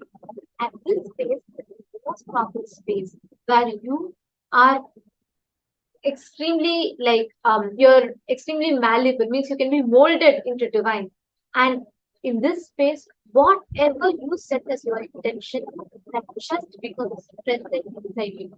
Whether you want to manifest wealth, health, successful business, or enlightenment itself, whatever level of desire you have, this space is the most conducive space for you to manifest these desires.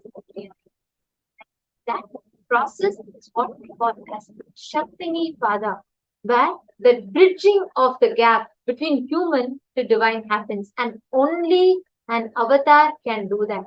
Only in the presence of the avatar, you can sit thousands of miles apart, and the avatar can entangle you, and through the Shaktini Pada, lift you to the higher state of consciousness. Modern science is just starting to learn this, and it is understanding this as quantum tunneling, where beyond the parameters of time and space, the energy or the entanglement happens between two particles. This is what modern science is just beginning to understand, but Hinduism had mastered this, and this was in fact practiced ingrained into our traditions. And the Guru Shishya Sampradaya, the master disciple lineage, is founded on this core principle of entangling, feeling connection, Guru Bhakti. And it is through that umbilical cord connection that the Master transmits the highest knowledge to the disciples.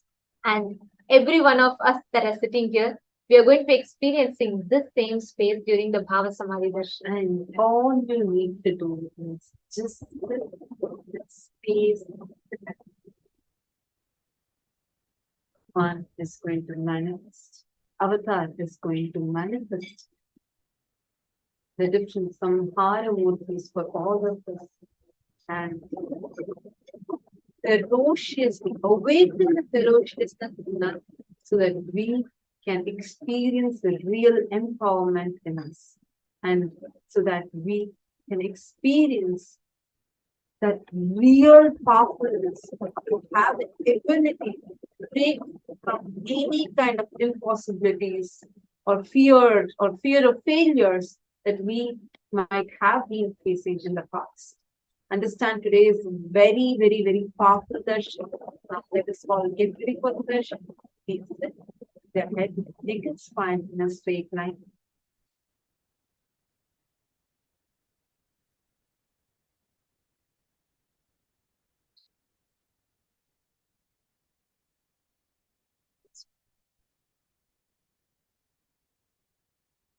Chanting the Mahavakya.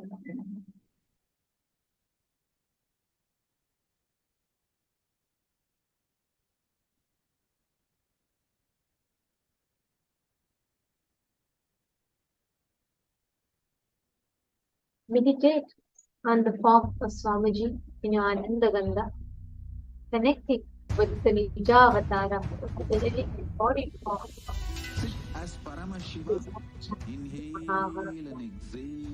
Om Nithyananda Paramashivam. Visualize, meditate, connect with him. He's a living Nithyananda being. Paramashivam.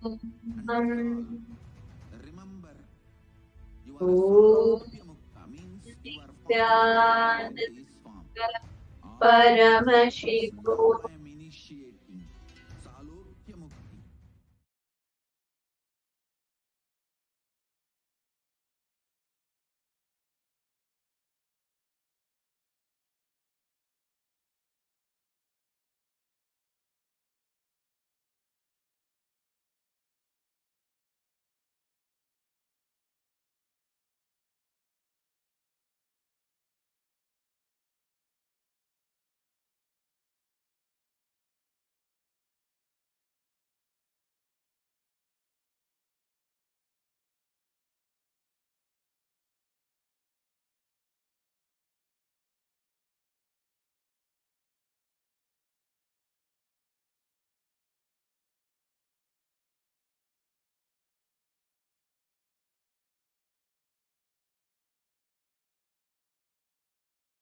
Connecting with the divine with your eyes closed is meditation. Connecting with the divine with your eyes open is darshan. Come, let us all now move from meditation to darshan. Slowly, very slowly, please open your eyes.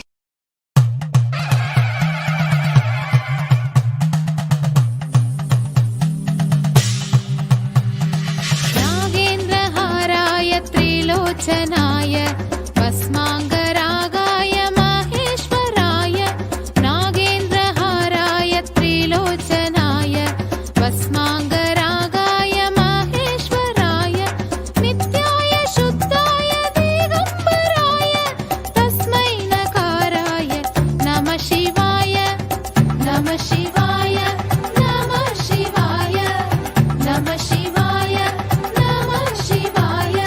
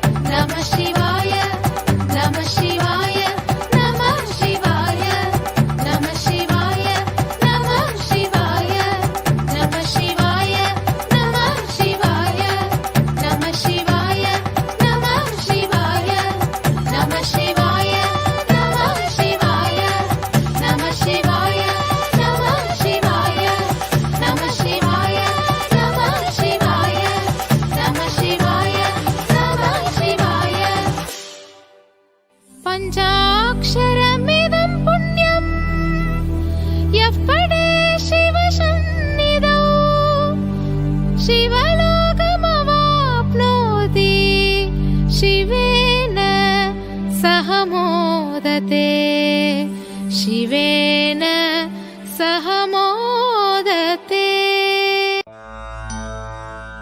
பித்தனே சித்தனே உலகோரின் பித்தெல்லாம் தெளிவித்து ஞான வித்தை தந்தவனே நித்யானந்த பெருவாழ்வின் பொருளானவனே நித்யானந்த பெருவாழ்வின் பொருளானவனே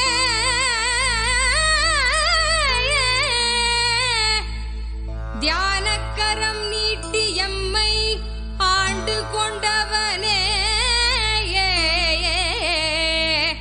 அருள் தருவாய் நித்யானந்தனே.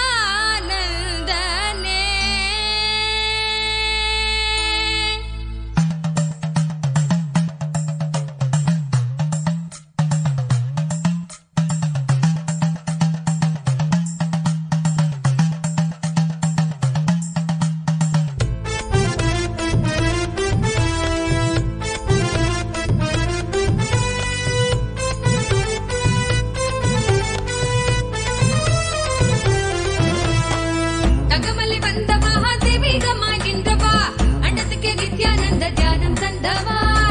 தங்கமலை வந்த மகாதேவிகமாய் நின்றவா அண்டத்துக்கு நித்யானந்த தியானம் தந்தவா. கட்டி தரும் நித்யானந்தன் தியானம் தன்னை செய்தாலது பக்தியோடும் ஸ்ரத்தையோடும் நித்யா உன்னை பூஜிப்பது பல நாட்டவமோ பல நாள் நித்யானந்தன் ரூபம் இன்று இறையே குருவின் உருவில் வையம் காக்கும் எண்ணம் கொண்டு தங்கமலை வந்த மகாதேவிகமாய் நின்றவா அண்டத்துக்கு நித்யானந்த தியானம் தந்தவா. தங்கமலை வந்த மகாதேவிகமாய் நின்றவா அண்டத்துக்கு நித்யானந்த தியானம் தந்தவா.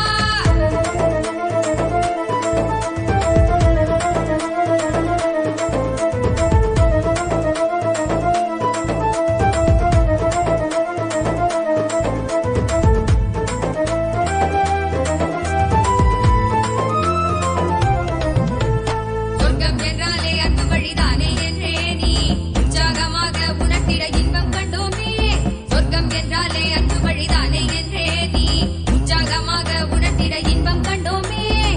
உள்ளமது சொர்க்கம் அதை அண்டு தன்னில் தான் தேடுது உள்ளுரையும் ஆனந்தத்தின் எல்லை வீர உண்டாகுது. நாடும் மடியாரை நித்திய தியானம் தன்னை தந்து இங்கு தேடும் சுக வாழ்வை தர நித்யானந்தன் ரூபம் கொண்டு தங்கமலை வந்த மகாதேவிகமாய் நின்றவா அண்டத்துக்கு நித்யானந்த தியானம் தந்தவா. மகாதேவிகமாய் நின்றவா அண்டத்துக்கு நித்யானந்த தியானம் தந்தவா.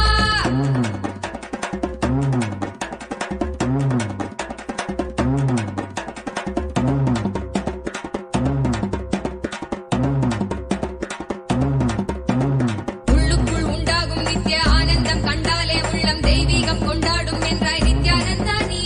கள்ளங்கள் இல்லாமல் கொள்ளும் தெய்வீகம் எந்நாளும் எம்மை ஞானத்தின் மெய்வாழ்வில் சேர்க்கும் யுக்தி தந்தாய் நீ. உள்ளுக்குள் உண்டாகும் நித்ய ஆனந்தம் கண்டாலே உள்ளம் தெய்வீகம் கொண்டாடும் என்றாய் நித்யானந்தா நீ. கள்ளங்கள் இல்லாமல் கொள்ளும் தெய்வீகம் எந்நாளும் எம்மை ஞானத்தின் மெய்வாழ்வில் சேர்க்கும் யுக்தி தந்தாய் நீ. நித்யாமன் பாதம் அதை கண்டாலே போதும் மெய்ஞானம் வாழ்வில் குறியாக குடியேறும். அகமும் தெளிந்தே ஆனந்த கூத்தாடி விட குருவாய் வளர்ந்தான் மெய்ஞானம் எம்முள் வந்திட. தங்கமலை வந்த மகாதேவிகமாய் நின்றவா அண்டத்துக்கு நித்யானந்த தியானம் தந்தவா. தங்கமலை வந்த மகாதேவிகமாய் நின்றவா